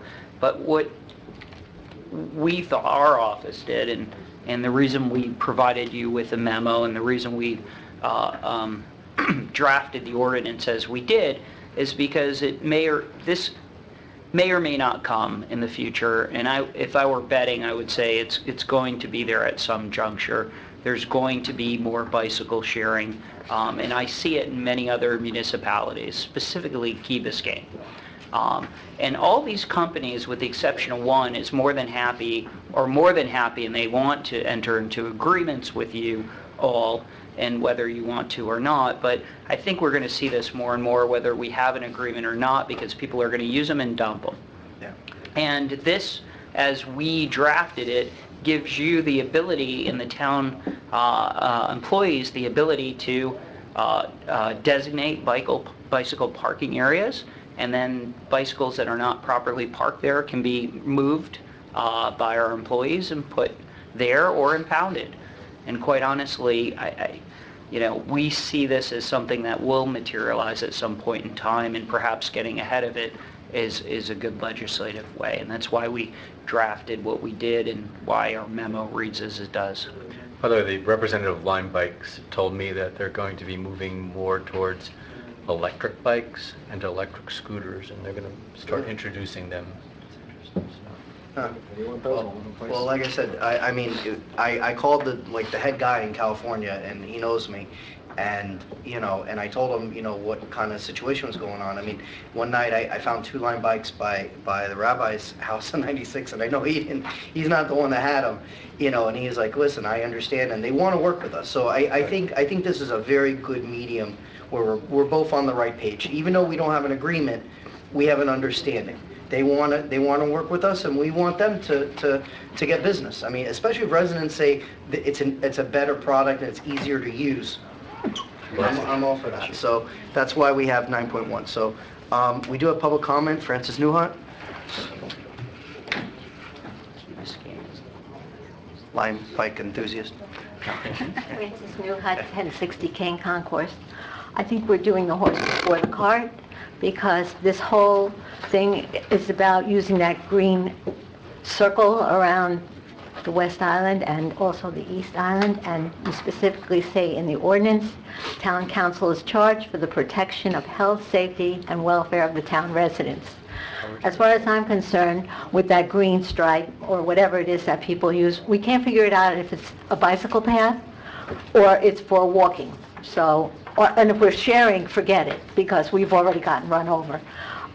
We have head-in parking here, which is illegal on a fair street like 96th Street. We have to share that green line with the pedestrians and skateboards and people with carriages. I mean, that line is for everybody, and it doesn't fit. And I'm worried about safety. So before we even get there with these bicycles and parking in those green lines and everything, I suggest that we do something about our streets. I know that Surfside, I don't know if you read their next door, but they're talking about one-way streets and things. to change to make things safer. We're doing nothing. We're putting a green, whatever that is, and it's even more dangerous because it's fake. It doesn't work. I don't know why this is being brought up at this time. I think we have to really concentrate on safe pedestrian walkways, and then if you want to bring bicycles into the community instead of running with the traffic, that's something else. Thank you. All right, thank you for your comments. All right, any other comments from council? Yeah, I just, this might be more appropriate for 9.2, but they sort of blend together.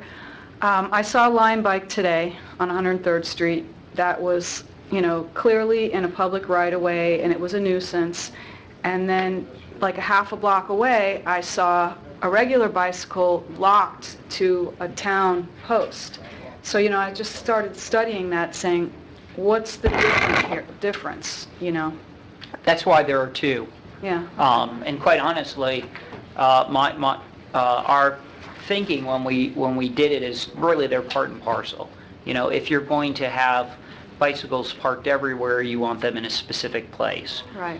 Secondly, you don't want any items, personal property discarded on town property, the streets, right-of-ways, and the like. So that would include bicycles, but we thought, there are many instances where people will just put something there or abandon something there.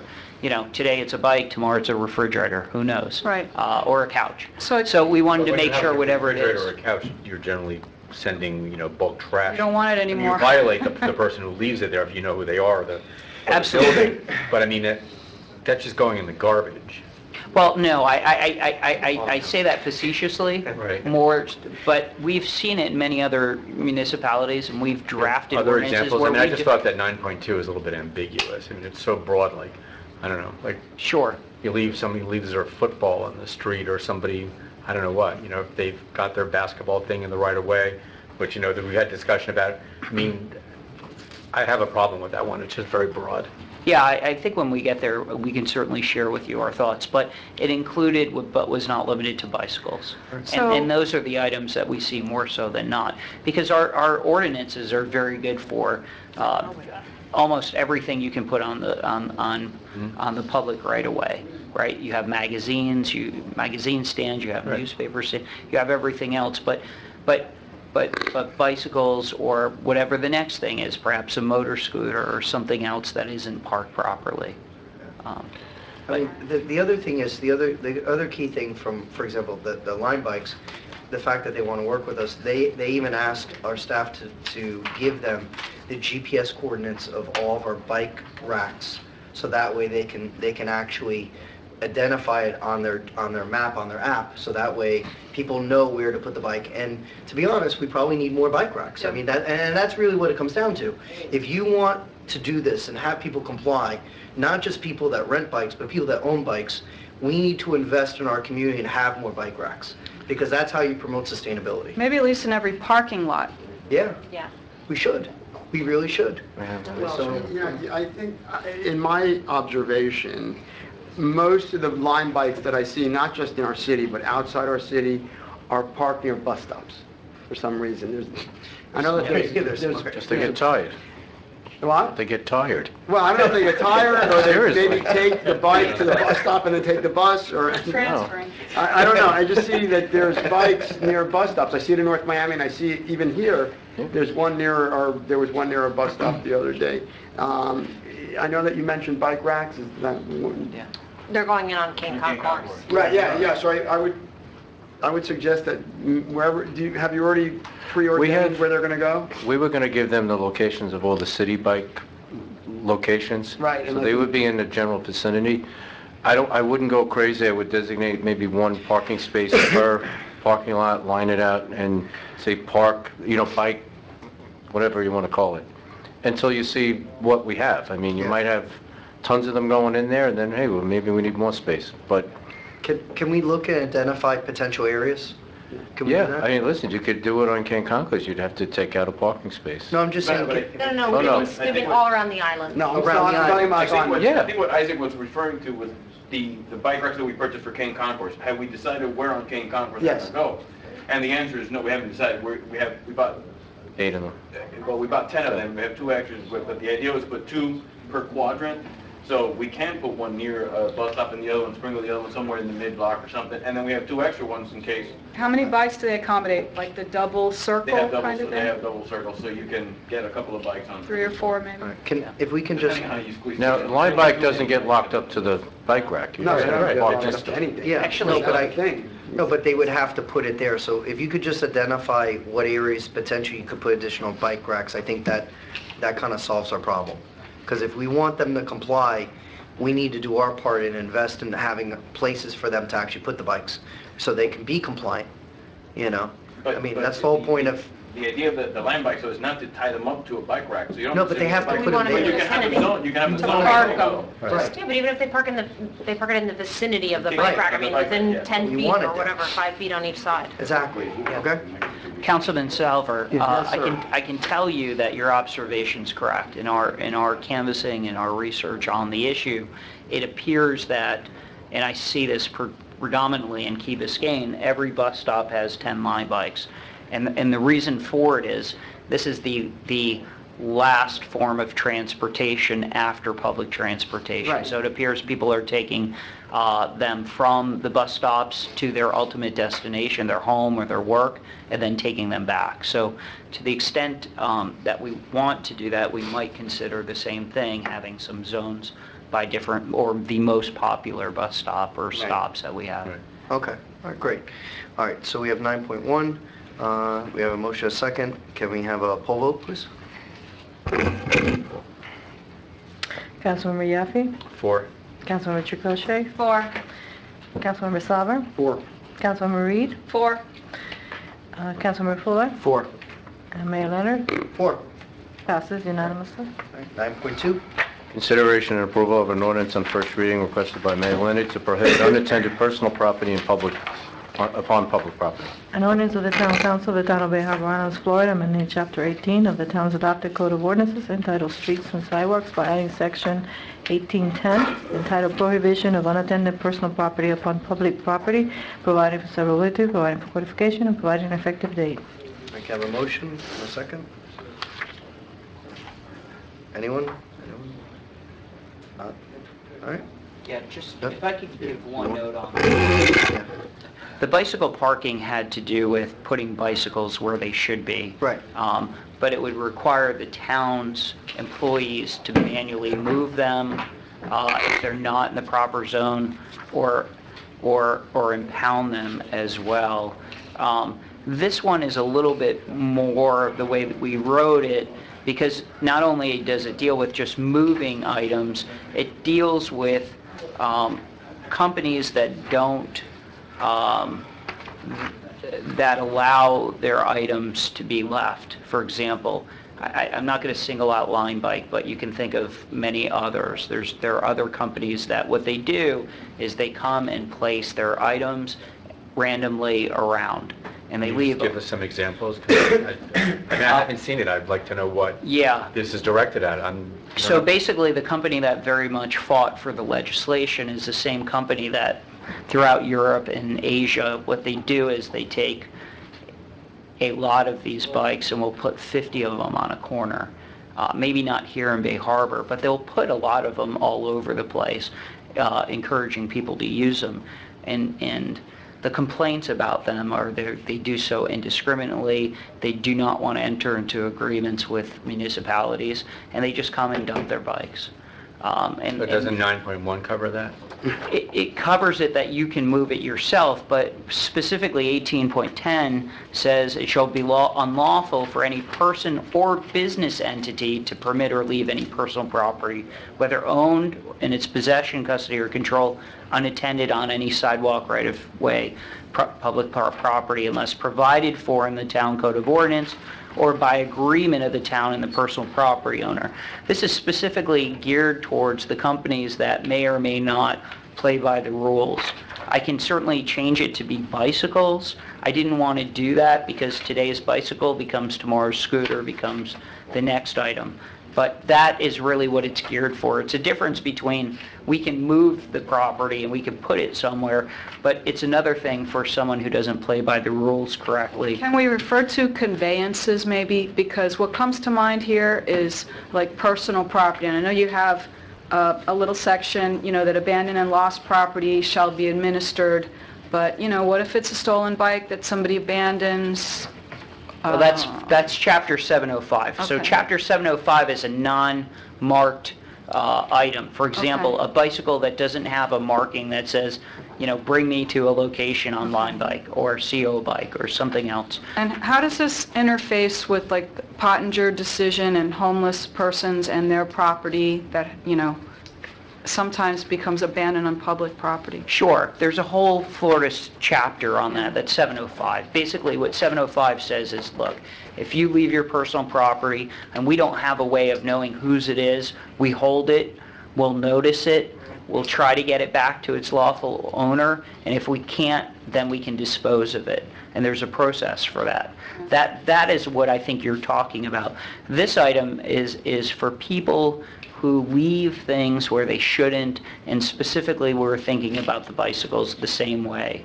I know that, we keep using the example Line Bike because that's what you have seen, but we know, because we've done the research and we've seen the CO bikes and others that just don't play by the rules, and that's why they went... Can I make a suggestion? Sure. First of all, there's been no motion and no second, really, so we Yeah. really shouldn't be... We'll have a Sure. motion. And perhaps, we can just tweak the bike ordinance that we just passed to include, other, like, bicycles and motorized bicycles and scooters or something like that.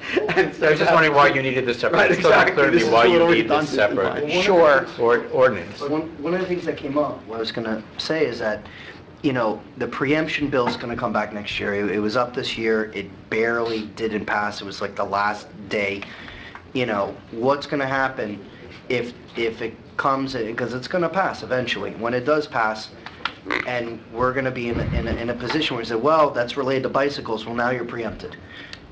See, that's the question. The question is, legally, are we going to be preempted if you specify it to mean bicycles? And if it's in a general term, perhaps we'll be able to keep the law in the books. Because that's what they're talking about. They're talking about preempting us from regulating specifically these businesses. Yeah. So we have to be very careful as to how you phrase it on the books. When it came to legislation for Airbnb, they were talking specifically about legislation preemption that was beyond, I believe, 2010. So anything past 2010 was preempted. This was just period. So, I would caution and say, I understand where you're coming from, and I agree, but the problem is we have to weigh it with what we're facing. What we're facing is the fact that in a very near future, they're going to be telling us what we can't do, and we won't have the power. Mayor, just so I know, just so Frank put the second ordinance in. Let's just, do Okay, you want to sorry. have a motion, a second, or we'll just kill it now? So, is there a motion? No. All right, so it's dead. All right, so we don't have it. All right, there's no point. It's number 10. Hold on. All right. Discussion and possible action requested by Councilmember Fuller to explore the option of acquiring the property located at the southwest corner of Bay Harbor Terrace and 97th Street, currently utilized as the parking lot for 1111 King Concourse through eminent domain. All right, Josh? Okay, yeah, what I asked Frank to go ahead and do is just kind of give a better explanation as far as eminent domain. Obviously, from, one of the things we were always keying in was the slow taking, if we get that far. And I know you all had a chance to look at the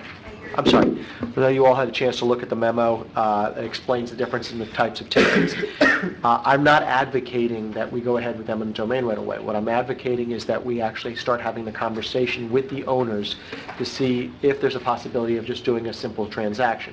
If they're not interested, then at that point, then we would look into the possibility of going through eminent domain if our own study actually shows that economically it makes more sense for the town to move forward in that manner rather than trying to retrofit this current building or do anything else that we wanted.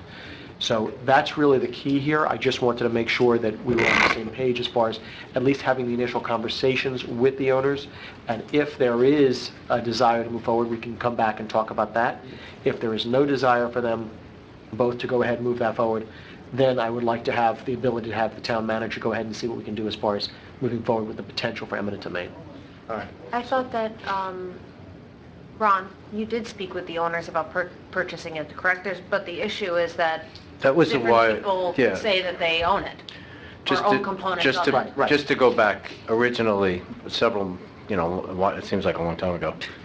Now, I did talk to the 1111 building and the owners of the ground floor, or the property, and at that time, they were interested in doing a possible deal with the town. All at the same time, I didn't even really get to bring that back. It was just something I was seeing if they were interested in. The idea was, possibly maybe in the future, a parking garage, maybe something with a recreational component to it. At the same time, the Taplin property was bought, and the developer group came in to develop that property. They were very much interested in some kind of parking, so I stepped back and let them see if they could work out the deal, noting that if they needed to off-site the parking for their project to build a garage, it would be in our benefit to have the garage built, not at the cost of the town. They would build it, and I spoke to them about a possible rooftop field, which they were also amenable to. That, and then the process went on. Certain things occurred. I guess the legal issues occurred, and then they kind of parted ways, and now it's back to where they're going to develop their own property, and that's it. If I can clarify, one of the things on there was that those two parties did speak, and it fell apart based on an argument over air rights. Now, when the two parties argue over air rights, that's something that they can sit themselves in litigation for years. The difference here is if we were to move forward with eminent domain, we are the only party that can go ahead and essentially solve an air rights issue. Eminent domain clears up that whole issue. I'm hoping we don't have to go that route, but the fact that we're stepping in and we start discussing it, it's actually a benefit potentially for both the owners of the land and the air rights owner, if they are actually in existence. I don't know yet, but there is a benefit for both potentially, because right now they can't necessarily do anything else with the land while fighting the other, but we solve that issue. So it's an initial conversation. I mean, my thought process is it doesn't hurt for us to start talking, but we're only going to do it if there's an appetite here for potentially moving forward, and with the potential of eminent domain if it's needed to go ahead and move forward at that point. But again, we would do an economic study to determine whether or not, based upon the taking for the new town hall, because this is now a public use before it was a private issue. But here we'd be looking at a new town hall, we'd be looking at a new police station with expanded facilities as well. We would have to, at any deal, we would have to work out for 1111 that they are getting replacement parking, because we're not trying to do a taking of their parking. They need to have that for the building. So they would actually potentially get a benefit of whatever we're paying them, plus covered parking as well. We would potentially also have additional parking for the community as well on this side of King Concourse. And there are other ways to potentially economically benefit the town as well. And those are ones we would investigate. But this is a necessary first step. And so I'm looking to make sure that we are all in agreement that we should at least take those first steps to look and to see the possibility. I thought we were at the point where we needed the declaratory judgment of ownership because ownership wants to sell, but there's a disagreement between the owners of actually who owns what. We don't have to get there yet. I mean, the first step, Frank, tell me if you feel otherwise, the first step is really just a conversation, separate conversation between us and each of the parties involved. If it has to get to that point, then we move forward with the declaratory action. We could certainly take that. I had a question. Gabriel, are you here for this item? Yeah, of course. Are you part of the group that has a right to that? Okay, Frank, go ahead. I just wanted to make sure. Yeah, and then the issue is, as well, the group that was in discussions actually hired probably the finest condo lawyer on the planet, Gary Saul from Greenberg Traurig. Second best. Well, and so, some of the issues were, when you say agreement, what would agreement be? Because whether it's the condo board or all the owners or supermajority or alike. So I think there are some unique and interesting issues. This is really a lawyer's field day type case. But we could certainly have the initial discussions. We could have an initial survey if you wanted. to determine what we think it is, but there are a lot of moving parts here. It's not the easiest thing because you have a condo board, you have parking that's owned by different units. You could always have a single objecting party from the condo creating all kinds of havoc.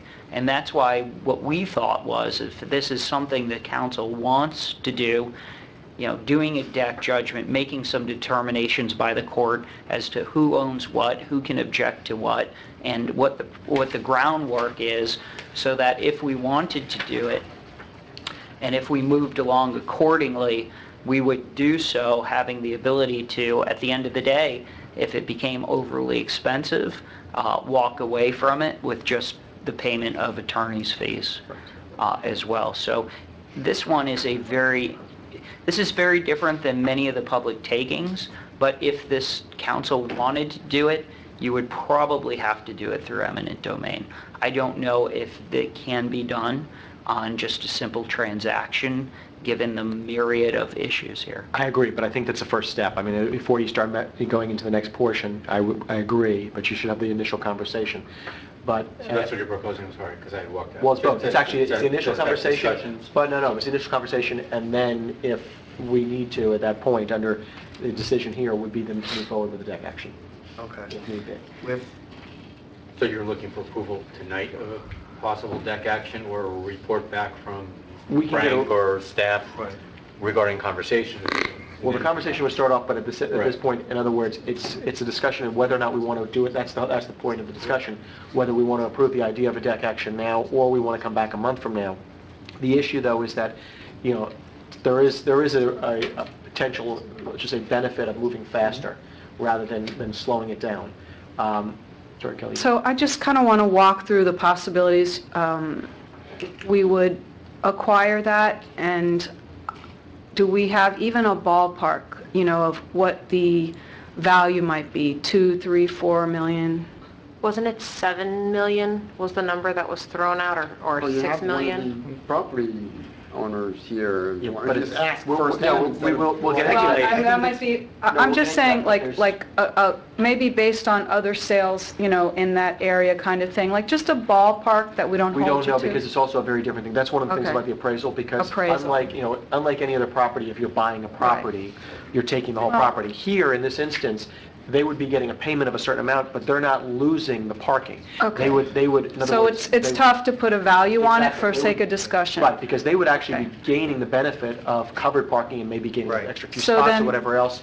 Plus, the fact is, and there is an argument to be made by our side, is the fact that right now, they're hamstrung as to whether or not what they can do with the property. We would be opening up the possibility of at least them monetizing the property, but we gain something out I of it. think they should pay us for solving this problem. That's right. No. So, okay, so one, we have to determine the value of that property. Okay, so we have that That's the appraisal. that purchase, right? Then, For that purpose, it's an appraisal for Right. that purpose, not just to so buy it. then we have to get a cost on building the structure that we would bear, right? Now, I'm looking back, we recently looked at Town Hall improvements, option 2, which was a complete new building, 3 stories, I think it was 9,000, what was the square footage? 9,500 square feet. I think it was Small 12,000. tank, construction of a 3-story, 20,000 square foot building. So just like to get an idea, and that option with the design fees, contingency, total project cost 11.6 million. So is that even close? No, let me explain. One of the reasons I started this whole process was because first of all, the numbers that came back to us were ridiculous. If you remember, we actually all pretty much broke into laughter. You can go in Serrano for Right, cheaper. so We paid for that. I know. We paid but- for that. But that's why We we're should get a trying, refund on this that, is a too. potential way of around that, so we're actually spending less. Because if you remember, one of the reasons they gave for the obscene dollar figure they were given was that we still have to function at the same time. This town hall has to function, and they would be fixing it while we're maintaining ourselves, and at the same time, at some point, would have to provide a temporary shelter that we'd have to build, bring things over there, transfer everything, that included all of that stuff, transferring it there, then transferring it another time. It's like moving, we Right. know how bad that can But be. I'm saying here, we're moving multiple times and doing temporary offices. In this instance, we would skip all of that. We build a fresh building, which construction costs are going to be a lot lower than what they were quoting at $900 a foot or whatever else it was. at some point. I think one of the possibilities was like 1,100 a foot. It was crazy. So we would do a fresh building. Obviously, we would, go up to Tallahassee, see if we can get a little help for the police station portion of it, but that's a different story as well. So we'd be lowering our costs there. We'd obviously be able to potentially utilize the sale later on of this property to pay back portions of it. Yeah. We would also then at the same time, there's different varieties of ways we can monetize the other building, including potentially, adding parking for Kane Concourse for this side. We can also talk to some of the other projects that are going on that if they want to purchase parking or build part of the parking for their own facility. For example, one of the things that was talked about, Ron was mentioning earlier, was at the previous property, the Taplin property, as we referred to it, that they wanted to move parking. We may be able to approach them if they want to pay for a certain amount of parking over here as well to help pay for our building. That would help their situation, but also potentially, it's up to them if they want to, but it also helps bring our costs down. I'm very cognizant of the fact that we're trying to maintain a low cost for this, but I don't see another solution for town hall, police station, and doing everything we want at a lower price. It might be the only shot we have at it. There's also the possibility of, other public uses, I'll just put it that way, we're looking into for a couple other floors as well. So, No mysteries now, come on. Ron will be happy to convey some of the stuff afterwards. Why don't we do this? But we're trying to see ways we can monetize it for the public benefit. Do you see the possibility, it's a good thing that you're looking into, getting a little help from the state, possible, it's not a guarantee. Are you seeing us using reserves while we bridge this before we sell this building, or are you seeing us get a loan, a GO bond? We're going to have to get a report from the finance department to determine what the best method is. That would obviously, welcome to to a brand new project, but the fact is we'd have to take a look and see how we want to do it. I just, what I'm looking, like I said, is I don't see, unless anyone else does, another solution to the issue that we're trying to solve.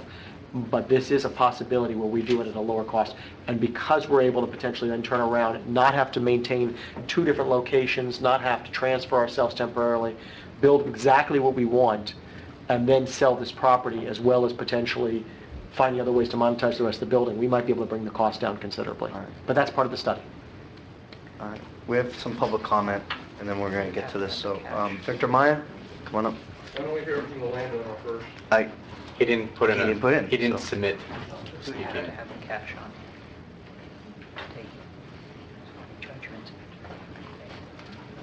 Victor Maya, 1155 103rd Street. This is outrageous, quite frankly. This whole scheme here to try to get the developers and the lawyers who bought this land out from under their deal, and pay them off. You're acting like this land is going to be free. This land was owned at one time by Morris Broad, the gentleman who we named our community center after. Okay, and I know there had to have been discussions with Morris Broad at some point about acquiring this land from him. And if we couldn't acquire it from Morris Broad, okay, who's been so generous to this town, whose father built this island, I wonder just how much the developers and the lawyers paid Mr. Broad for that land. We should know that. That should give you a price or a starting point in terms of determining the market value. How much was that transaction? I tried to look it up and find it out. I couldn't. We have the landowner here. He could tell us how much they paid for it if he wants. So you're trying to get them out from under this, issue that they have, which can be resolved very simply and easily. As you indicated, Joshua, they can file a declaratory action amongst themselves to determine their own rights. We shouldn't have to get involved in that. Once it's resolved, and if they want to sell to us, we can have that arm's length discussion with them and determine, okay, if we want to buy it, let's buy it, because bottom line is we're still going to have to pay market value for it. This is not free, and you put on top of it all of these other legal fees and other consulting fees and checking prices and this and that and the other thing. If you're going to put it over, you're thinking about putting it over a parking garage, it costs us $10 million to build a garage, across the way. I know you're not going to go that far, But this is not free. We should not be getting these developers out from under what they did. Thank you. Thank you for your comments. Friend Newhut? Just for the record, I never spoke to Morris Broad. That deal was done before I approached the current owners. Thanks.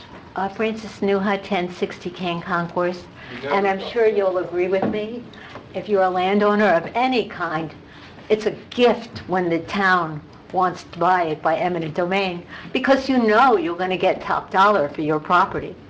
And that happens not to be such a desirable property. And as far as the town hall goes, why are we building one? I mean, every time I come here, it's empty. So I don't understand why we need a town hall, except when you read in the newspaper, this government got in trouble, or that one is going to jail because they were building a town hall and all the money's gone. But seriously, an eminent domain when we have so many empty lots here. What about that 95th Street close to East Bay Harbor Drive? That's public land. That's been sitting there for 100 years. Why didn't we build a garage there? That's desirable for some of these new properties that are being developed. This is the most undesirable. This is like the one where we put the parking garage. That was for the school. We need parking garages where it's needed. The parking garages are needed on 95th Street by East Bay Harbor Drive and right here on the town hall property. So if you want to expand your property and put a parking garage to help the Palm and these other restaurants, that would be very nice. And I guarantee you it would be a lot less expensive than what you're trying to do. And like I said, we pray for eminent domain. Please come to my property with eminent domain. I'll get $1 billion. Thank you. All right, thank you for your comments. All right, so I think there's a consensus to have the discussion and to bring it back next month. Is that what? Well, let me ask. Am I wrong? Are you asking, like, anything that you would like to explore this? First of all, Josh, it's creative, you know, like, I don't want to crush your creative dreams here because, you know, we have to look outside the box, and I do appreciate that. But so anything that we can do that's very low cost or no cost, but, you know, we spend a lot of money on the study for the town hall. We do that sometimes. We have to. It's due diligence. You know, but this one, I think, for me anyway, it's kind of a stretch, and I think I see where the numbers are going, and they seem pretty high. And, you know, listen, I got hired in a police department that was on South Beach on 2nd Street, and it was 5 or 6 little shacks located over 2 or 3 blocks, and I got sworn in with the rats running across the top. It was really bad, and it got replaced. So, you know, but that was after, you know, a long time, and I think although our town hall could be expanded and improved, I don't think it's a dire situation. You know, and I know it takes planning in a couple years to get there, but I would support any soft exploration that's not very expensive. And I need to leave in like 1 minute. Yeah. I actually agree, and I'll go on record with this with Kelly, with Victor, and with Fran. This is, you know, the only analogy that I could think of is this is kind of like getting involved like with the really pretty girl that has some really deep issues. And you know, I just don't, you know, I'd hate to put it. Yeah, Isaac Weinstein. That's it. Right, Isaac Weinstein. Right. It's a girl talking. It's not me. It's the jacket. The jacket talking. It's the jacket. But you know, I think this is like really, you know, getting very, very complicated, and I think will just continue to get complicated, and I could see it becoming like a governmental black hole that we throw professional time into, legal time into, and it just goes absolutely nowhere. I mean, there's just too many other possible locations. I agree with Kelly. I don't think there's a dire need for a brand new town hall at this point, and I just don't think it's a good, you know, a good place to park town resources and town human resources. So. All right. So. The only thing, I understand exactly what you're saying. The only thing I will say, though, is I don't see, unless anybody else comes up with another solution, because there has been a desire for, especially expansion of the police station, especially the expansion of town hall for, you know, for additional space. And I think in the end, I hate to say it, but I think we're going to be spending more money trying to renovate this building than building new. And this gives us the ability to do something closer here and at least investigate whether or not the cost is something that more manageable. Because unlike the pricing that we're talking about with a regular eminent domain, I know Fran was taking this or that, this is a different scenario because you're not taking the whole building. You're not taking the full price. Let me ask you this, at least, I mean, why do we always have to pay tens of thousands of dollars for studies for this kind of thing? Why can't we put out to bid the building that we would want, possibly? Okay, there's no demolition. And just, based on the number of floors of garage and the floors of office space, wouldn't contracting companies give us a bid?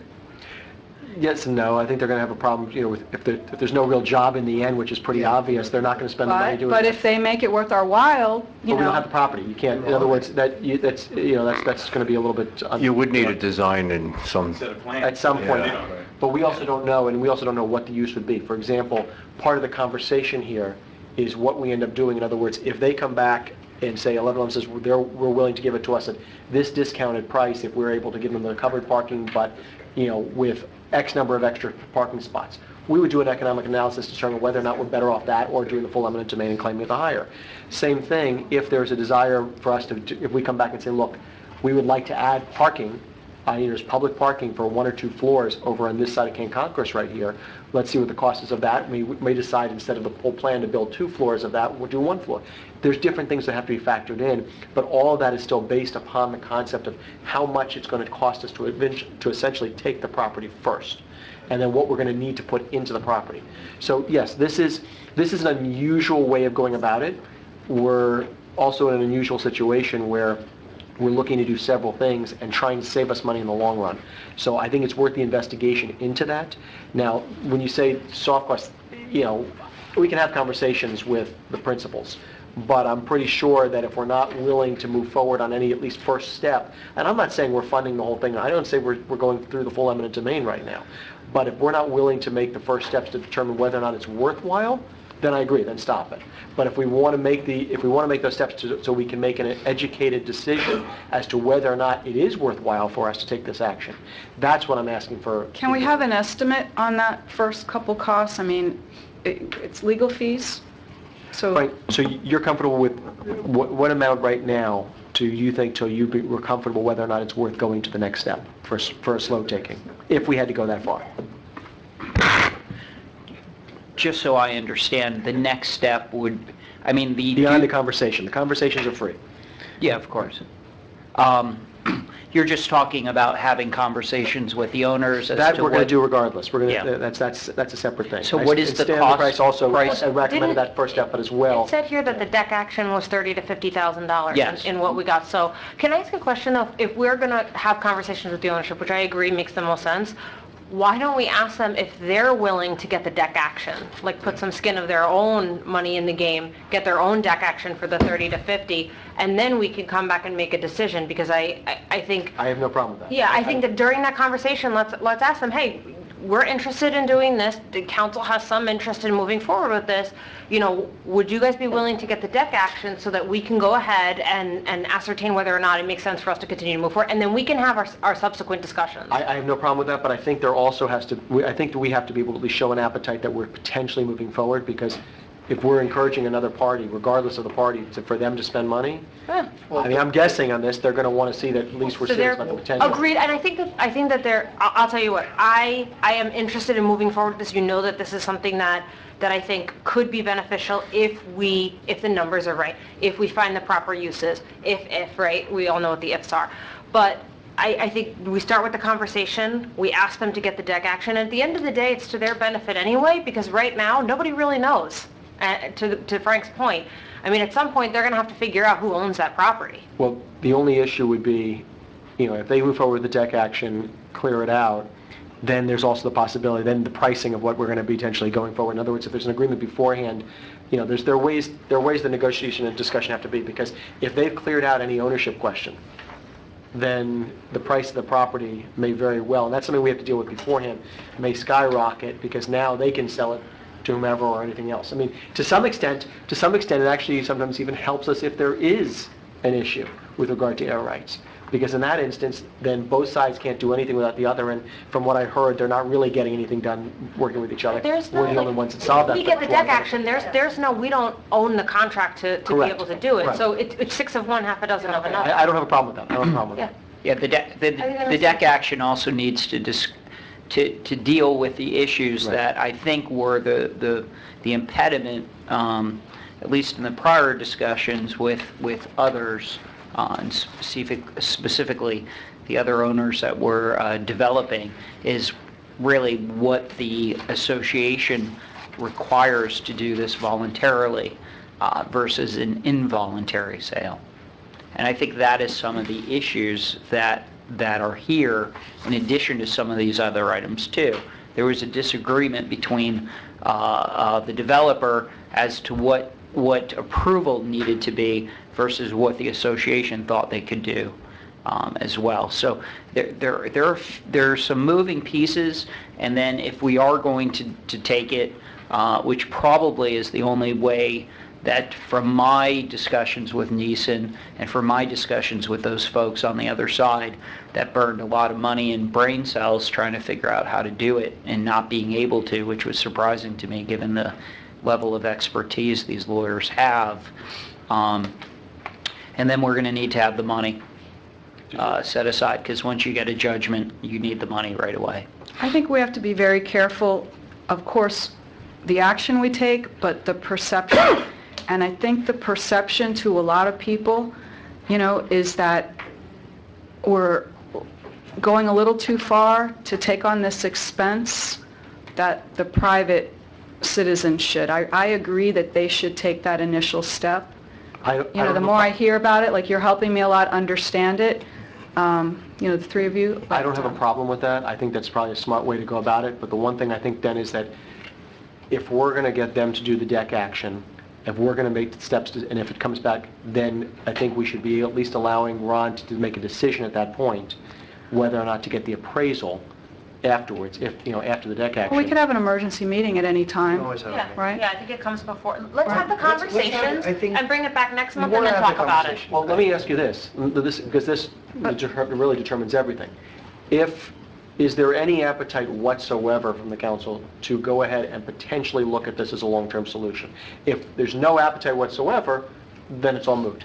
But if it is something where economically we think it's doable, and if the numbers come back... That's the key for me, economically. Well, like I asked all the questions. No, I'm not trying to throw money at something. That's not by any means what I'm trying to do. But I'm looking to try and find a solution for our earlier problem. We've been given a desire by both town staff and the police department for new facilities. Then so let me phrase it another way. $11 an hour, a foot that we were looking at before. If the private citizens in the partnership get the deck action, there will be a decision, right? Yeah. One way or another. So that'll be settled. So then eminent domain may not be necessary, but conversations about just a simple purchase may be possible, right? Correct. Yeah, but one of the things with eminent domain is that it should always be the last resort, and it's intended to be the last resort. One of the concerns I have with eminent domain is that if let's say we do go down this road, which can be a very long and a very expensive road. Let's say we they do the deck action and we do the eminent domain, and we find out that the judge says, jury or whatever says, this is what the cost is. Take it or leave it. If you leave it, you're not only paying your attorney's fees and all your costs, you're paying their costs. And this has the potential of being a very, very expensive venture. And I'm very open to hearing what Ron and staff, speak to, the parties. But I want to go with both eyes open. I'd like to have the conversation and see what they come up with before we go down the road. I'm not saying no. I'm saying that, I don't want to commit to something without even knowing what even is the possibilities. I'm not asking for the commitment. No, I know I'm asking to whether or not there is a potential if the numbers come back. In other words, if if you were dead set against ever doing it, no matter what, tell us now. Because that would be the honest I way think to do there's it. always a potential. I think, again, and we're kind of like we're beating a wanna dead be horse good at this point. stewards. I think we have the conversations with them, we see if they're willing to do the deck action, and then we come back I again think we're on as this- and make a I decision. think we're all on the same boat. But the reason I ask that is, I think Isaac is pretty clear that Isaac doesn't, no matter under any You circumstance. never know, so I if he wanna see sees the we're- numbers. Yeah, I mean, that's, Yeah. I think that the issue is that we want to be good stewards of the public money, and we're not willing at this point to commit to spending money until we know what really we're looking at. Of course, And of course. that's, we want to see under the hood before we start, putting some money That's down. fine. That's- And that's, I think we're all on the same page here, Yeah. right? So, so let's do that, and Bring it back. and we'll take it from there, okay? Okay. We'll have our conversations. Yeah. And in the meantime, you want me to get some idea of costs or no? Yeah. I mean, if you make calls, make Without some general... incurring costs. Costs without getting costs. The more information for us to make an intelligent decision is always gonna be in the public benefit, and we wanna be transparent, we wanna have this in the open, but to be quite honest, I don't feel comfortable moving forward and saying, yes, we're gonna do this, because we have no idea what the costs are gonna be. And I would be, my concern always is financial. Yeah. Can we swing it? I remember in the last boom bust, I think, this big city up in South Broward County decided to go into the development business, and they bought a big tract of land off Pines Boulevard, and it didn't work out very well. And I remember seeing it empty for a long time. It still may be, I don't go up there much, but my fear is that we end up with two pieces of property and the market fluctuates, and then that new one over there is just so expensive, and then we can't unload it. And, council's changed too, because I think when we first built the parking garage, there was a perception that we would sell the little piece on the corner, and the council changed, and now we decided to keep it. No, we did, we But did sell it, and then it went... ran late, and the contract was bad. The That was- contract things- expired. Right, but Things even change, after we that, I can't think Kelly's point is overextend. that even after that, the council was still intended moving forward to sell it. Oh, yeah. But over the years, price wasn't there, right, Yeah, over the years. Things change, market Of course, change. of course. Of course. It used to be a pool, by the way. The property used to be a pool. Oh, no. Okay, don't, Is that the don't, secret don't. here? We're not No, gonna- it's not, no, it's not. We'll No, dig a hole but, and give you a hose. no, but actually, the property used to be the Do community you have a pool. towel? You brought a pool All right. towel here? Oh, that's a sweater. Right, so we're all in agreement. All right, Okay, okay. very good. All right, number 11. Ron? Frank? I thought you had... I'm sorry. Another question? I don't know, if you want to... Speak with regard to the... Oh, hold on, you gotta come up. If he's willing, I would love to hear. Yes. Hi, my name is Gabriel Boano, 9434 West Broadview Drive. Thank you for all the comments. Only I want to clarify that I am one of the 4 partners of the land lease. We know that we own the land 100%. The issue is with the air rights. We have a contract with the condominium association for the rest of 60 more years, 60.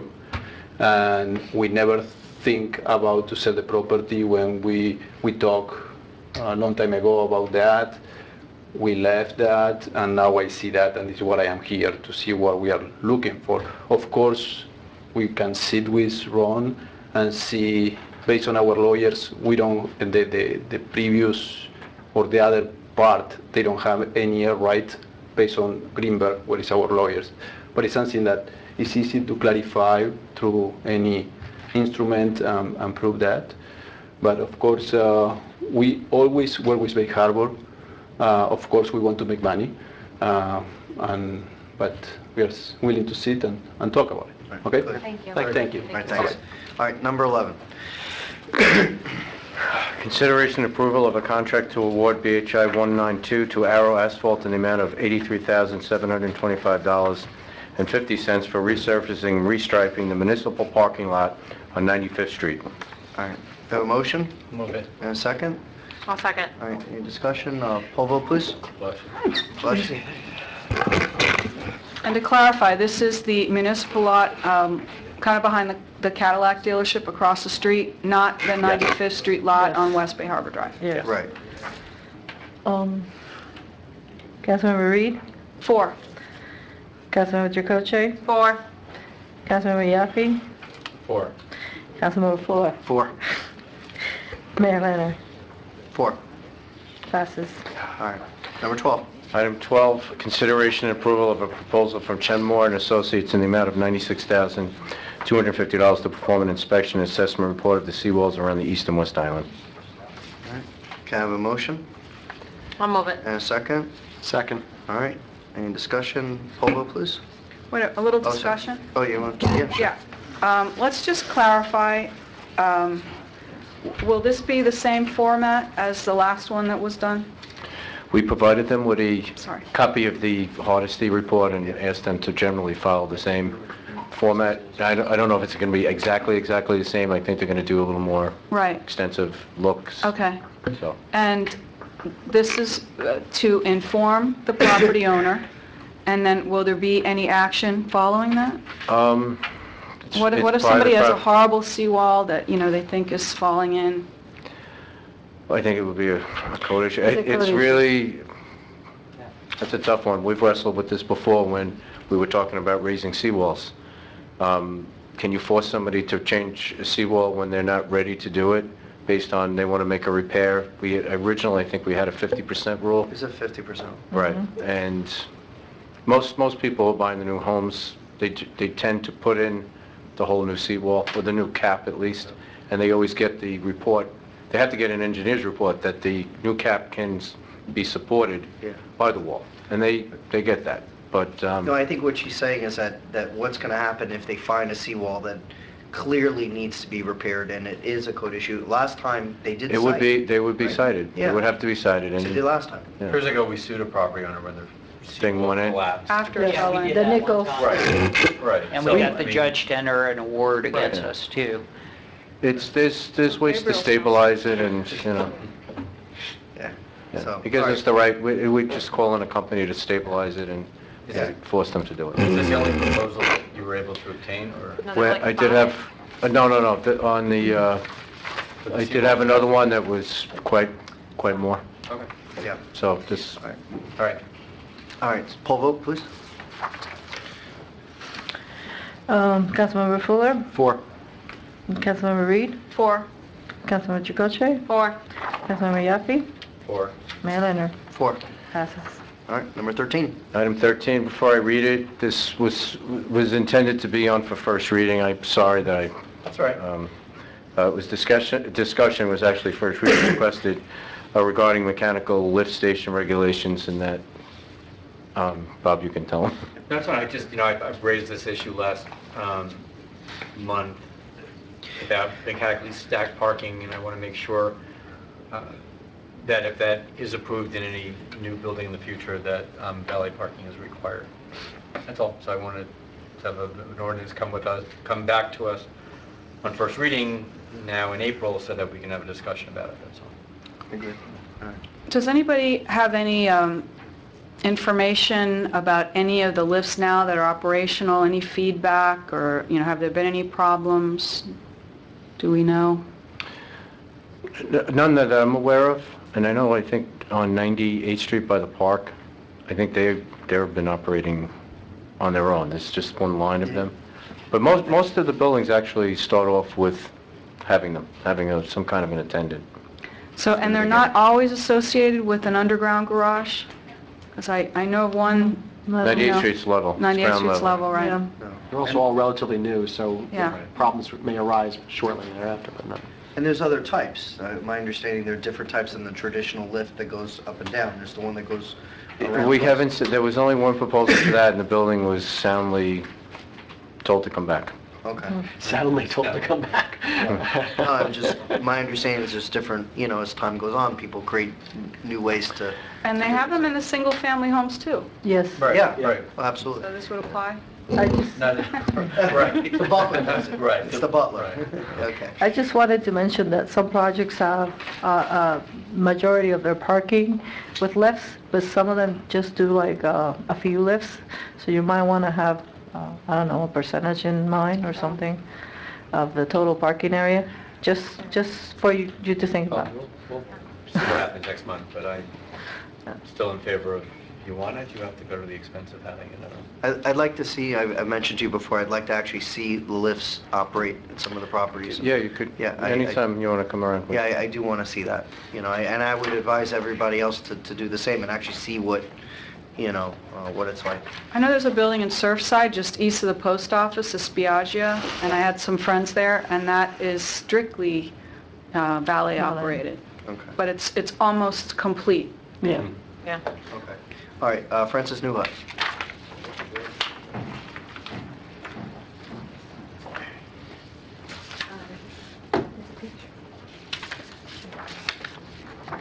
I need that card back. Okay, this was brought up because there was one project in the commercial district, which we love to have development in the business district, but you have to picture where it's located. And if you go on Bay Harbor Terrace, and there's the jewelry store, it's behind the jewelry store. So you have an alley there, and that's where their ingress and egress is going to be for these lifts, I'm sorry, what city is that in? Where's that? behind the jewelry store. She's talking about the proposed development. Okay, this is not on a main street. This is on an alley, and it just so happens to be the first building, okay, into that alley. And every day, we have delivery trucks, we have everything going on there, and we have traffic. In other words, it piles up. So if you picture this with this 4 whatever car lifts and holding up everybody, and there are businesses that rely on these trucks. There's a problem here because we really want development in the commercial district, but we don't want to have car lifts with 4 lifts. They only have, the business district only has to put 40% on their property. So he really doesn't have to do that. I don't know why Mr. Miller is insisting here, or I don't know if he's insisting, but he can put it in the parking lots, the parking, whatever they are, the parking trust or whatever.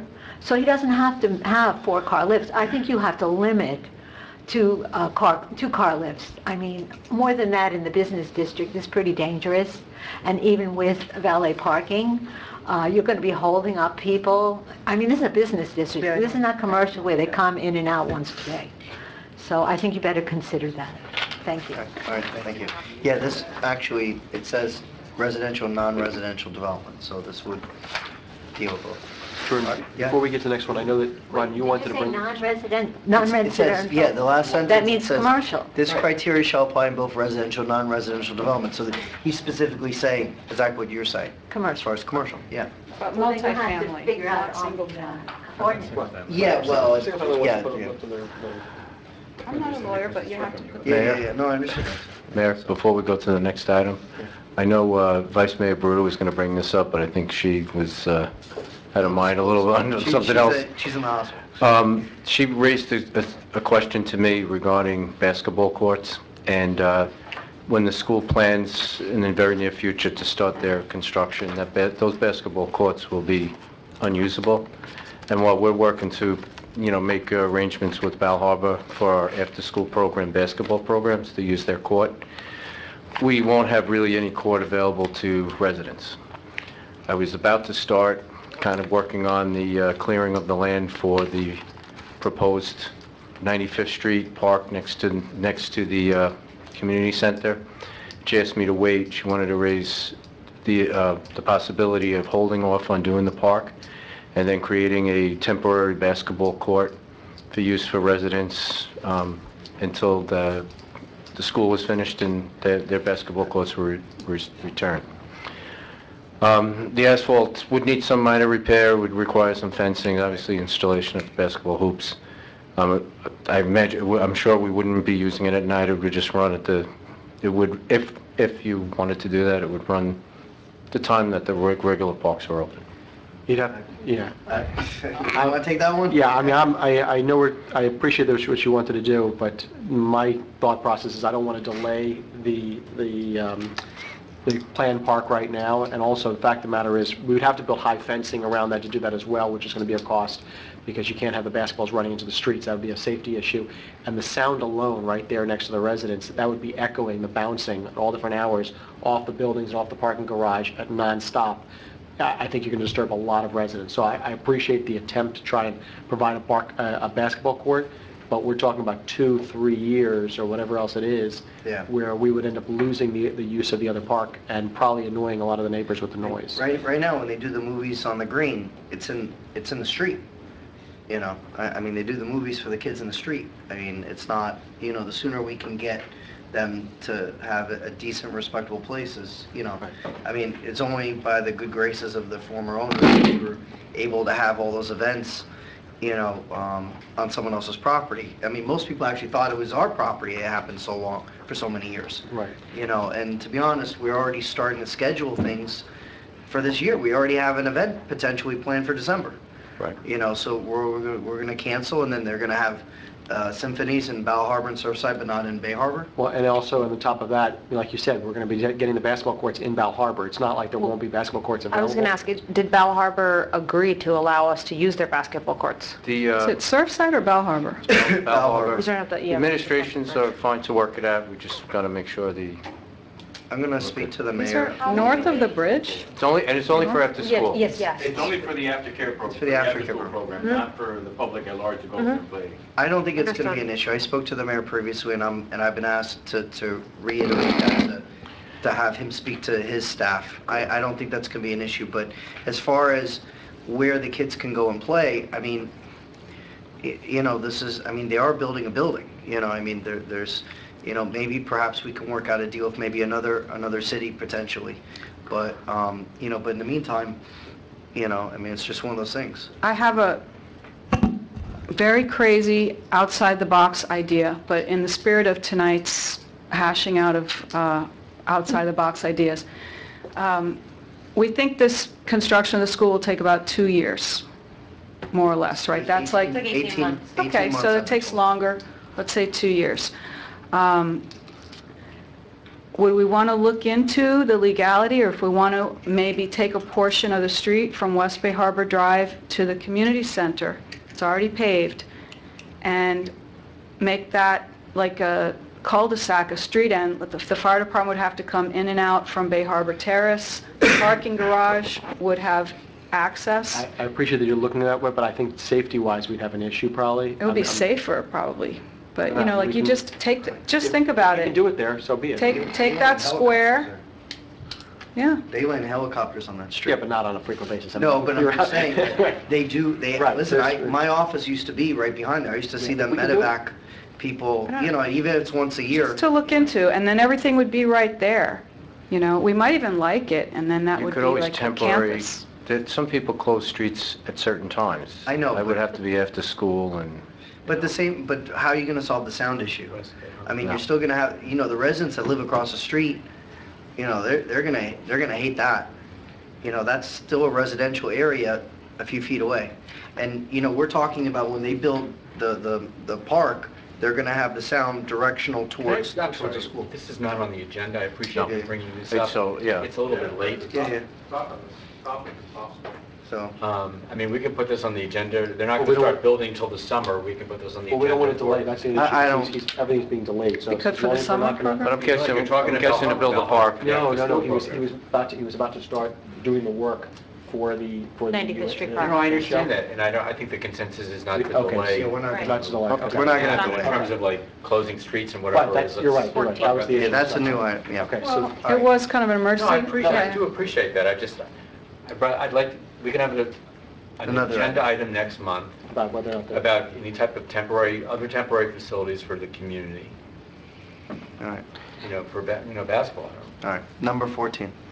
Discussion and possible action requested by Councilmember Fuller regarding having a closed meeting to discuss town security systems and plans in connection with an active shooter situation. Okay, let me give you a short version of this. I know hopefully you've had a chance to take a look at Craig and Frank's letter. What I was thinking, the timing just happens to be what it is. This discussion, if you remember, started probably about 6 months ago or more. So it's before the unfortunate incidents in Parkland. But the concept here was that there is an added value to security if we are all being able to communicate together and formulate a plan and actually bounce ideas off each other and understand better what our response will be to if there's something at the school, if there's some other danger to the rest of the town. The way the sunshine laws, we always thought they applied, and how they've been applied all of the other times, has been that we could only have individual communications. So I had spoken with Frank. Frank did research as well. We spoke with Dave Caserta as well, who was looking back through the statutes. And it's my understanding that their viewpoint right now, and I spoke with the chief as well, that there is a significant value to this. The understanding is that we can probably go ahead and take it under the current statutes and have a closed session meeting to discuss what our responses would be and how we would actually act in such a situation. But there is obviously a risk, because we would be the first town, first municipality in the state of Florida that would be taking that action. And so that's what brings it to us today, rather than just having the meeting itself, because there is always the possibility of somebody suing the city, suing the town, thinking that they have shown. I was going to say something. Have you considered also getting an AG opinion? It's in the memo. It's on there. There are several. I don't know if we'd be the first, to be honest. I think you told me you haven't found anybody else. There's no... Well, there's Right. probably a good reason why I haven't found anything. And, you know, I know a lot of lawyers are very pragmatic, and it's a lot easier for a lawyer to say, you probably shouldn't do that, or, yeah, I've never been that lawyer. I've always given you an honest opinion. And probably the reason we haven't found any record is because there are no records to be found.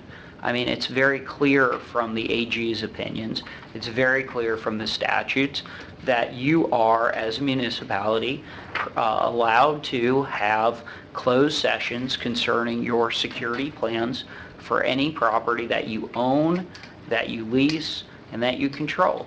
And there are two AG opinions directly on point, and the statute is very clear, and the statute was revisited as well. I think you can do it. To the extent we want to do it with regard to the school specifically, we have a joint use agreement, and that joint use agreement even states that we are responsible for security on certain days and certain times. And you can certainly discuss that for what the security plan would be during the days and times for which we are responsible for security there.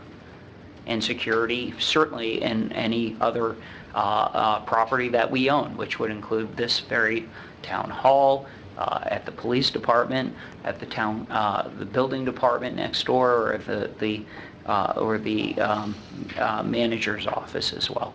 So I don't think this is a risky proposition, just because I haven't found it, is that there are no records. They're exempt. And I haven't seen too many notices, because the AG's opinion, specifically with Ringling Brothers, is that you didn't need to have notice, and you don't have to have minutes, and you don't have to have a recording either. So I think there's a good reason why many of these are. As a matter of fact, in this legislative session, the legislature wanted to also add not just security plans, but fire plans, because they recognized the point that fire plans and fire safety are also security issues as well. And therefore, if you possibly talk about that in the sunshine, you're going to alert people as to what the security plans are together with the fire plans. So I think we can do it. And I think to the extent you want to, we certainly could. I think the best practice for it would be to notice it, to let people know you're having a closed session, and the date, and just close it off. Whether you want to record it, you can. Whether you want to take minutes, you can, or you don't have to. The AG's opinion, specifically Bob Butterworth, said you don't have to record it, you don't have to take minutes. But you don't recommend that we should get an opinion for us as a municipality? There are two AG opinions that I cite. They're as clear as can be. Right. But my earlier conversation with him was you were not aware of any other city that's doing it. Right. Right. And that was why we were talking before about whether or not there's... I guess what you're saying is nobody talks about it. They just, if they're... Well, no, but he's record. He wasn't aware of anything. I mean, the only AG opinion you could ask for would be the following, and I think I say it too, is really whether or not you want to have an AG's opinion concerning the school facilities. The school facilities for which there is a joint use agreement, for which it says certain days that we are responsible, that we have the use of the property, and that we are responsible for the security. That is the one item that maybe we would want to, if that's something you want to do. I would feel comfortable having an AG opinion to cover ourselves, to err on the side of caution. I'm in favor of having the meeting, but I'd like to cover ourselves just in case. How long does it take at an AG opinion, typically? You know, it's not long if they want to do it and if they have the resources. I've seen it where it's taken a couple weeks, a couple months, or 6 months or more. And how long does it take to have 7 individual meetings? Well, it's not a matter of that. It's not a matter of having individual meetings, but there's a benefit to be gained by, rather than playing the game of telephone, because we actually have, right, the collective thought process, the collective conversation. And whether, you know, when we're dealing with security here, we're dealing with something that is the number one issue we have to look at. And the last thing we want to do is have something lost in translation between one party going to another. This is not a scenario where we're talking about doing something on an ordinance where we actually, this is something we're trying to keep everybody safe. And if there's a communication, if there's any benefit to be gained whatsoever through a direct communication, then we have to take that. I'll say this, if we're going to go ahead with that opinion and it's going to take a few months, then I think we should still have the individual meetings with the manager and the chief and whomever else, the principal. That way, right, we don't have to notice them or take minutes. We do, but I think the way I would recommend we approach this is this. I would like us to set the idea of a concept that we're going to have a meeting, this is March, so let's say in May. Okay, no later than May, you can figure out a date. Let's ask for the AG opinion. If the AG opinion comes before it and it's negative, then we know we cancel. If it's not, and they're going to take 6 months or a year to do it, I think we take the risk and we move forward for security. I think 6 months, a year. I understand, but that's what I'm saying. So that gives us the 2-month time period to at least be able to say, look, we've made our effort on that point. We should get it back. I just want to say this, you know, what happened 30, 40 miles from here, you know, it's so unthinkable. We have a school we have to take care of. We take that very seriously. But this kind of situation has been going on for a long time. You know, I mean, think back to Columbine, you know, and other non-school incidents. And I have a tremendous amount of confidence. I know you all do too. In our police leadership and our management when it comes to this kind of security. They interface with the Dade County School Police, with the school board. So, and maybe because I have a little bit of a background in this kind of thing too, I don't have a lot of questions. I think I kind of know what's going on. But I mean, I'd feel comfortable just having a meeting with the chief and the manager and, you know, having a briefing. And if you don't want to attend, no, I mean, if you're going to have it, I'm definitely going to come. I just think it's a big to-do over something. You know, I mean, is it something that you want to share that you think the rest of us should know? Or, I mean, if it's a purchase or some technology? Well, it's a combination of everything. Well, I'm going to ask the chief to come up, but let me just say, if you remember, like I started this was a conversation that started 6 months to a year ago. This happened before, you know, Parkland. And I've been pushing for this because I think it was something, well, we are, you know, unfortunately, you know, we're a target for a variety of reasons. And our number one job is to do everything we can to keep everybody safe. And I have every confidence in the world in the chief and in the staff and the officers. But if there's any benefit that can be gained by us simply having a conversation on how to improve that, or to better understand how to respond to citizens in the event, unlikely event of anything, then we should take that opportunity so we can do it. In addition, when it talks about procurement, it's also something that, you know, the chief and I have discussed, because if he's going to put something in the budget, let's say later on we get later into the budget later in this year, he may not want to put, and I'll let him come up, but he may not want to put specifically what his reaction is going to be, but provide something where it's a generalized statement for the budget for an item, without laying out what that item is. This is his way to explain it so that we don't come back and say, the budget has this huge number in here, or has this number, what is that explanation? Listen, I would be very comfortable, again, to have my individual briefing and not to mention any sensitive information for the record. And I would even say, why wait for the budget? If the chief, if the manager needs something they think is going to make that school safer tomorrow, you know, I'm ready to hear it on an emergency basis. Of course, but at the same time, I don't see the downside. I see only a positive in us having a clear discussion as far as how to improve Or I'm just security. saying in the meantime, if you don't want to wait, No, we if you don't. think it's urgent. Nobody's waiting. I'm sure everybody's discussed security at some point, but the fact of the matter is, it is something that can be enhanced.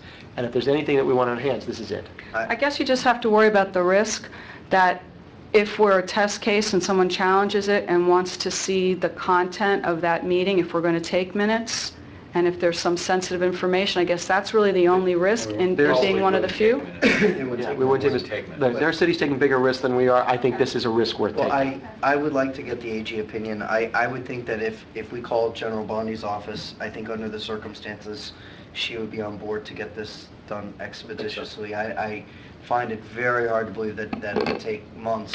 I'm sure they would take this very seriously, and I'm sure a phone call could help make that happen. In the interim, can I ask, after the PTA meeting, there were parents that came up to me, and it's along the same vein, that couldn't come to the early PTA meeting, and there hasn't been a subsequent PTA meeting. Can we have a workshop here where we maybe invite residents to come in and talk to us? And then this way, if we do wind up in the closed meeting, we will have the feedback from the residents as well on what their top 5 desires are to move forward But with. there's a catch-22 to that, because I think the workshop is a great idea. I think it's something we should do, but I also think that we have to have a little bit more knowledge as far as, and we can't disclose everything, but we have to have a little more knowledge on how to properly respond to their questions, if we're going to participate in it. If we're not going to, and it's going to be just the chief, which is part of what happened at the PTA meeting, but that's not necessarily what they want. Some of the citizens want to hear from us.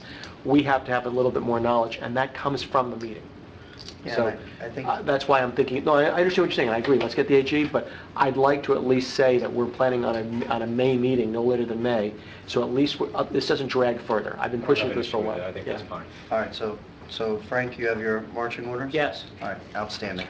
All right, so that being said, anything else? Can I have a motion to adjourn? Motion. Second. All right, we are adjourned at 10:37.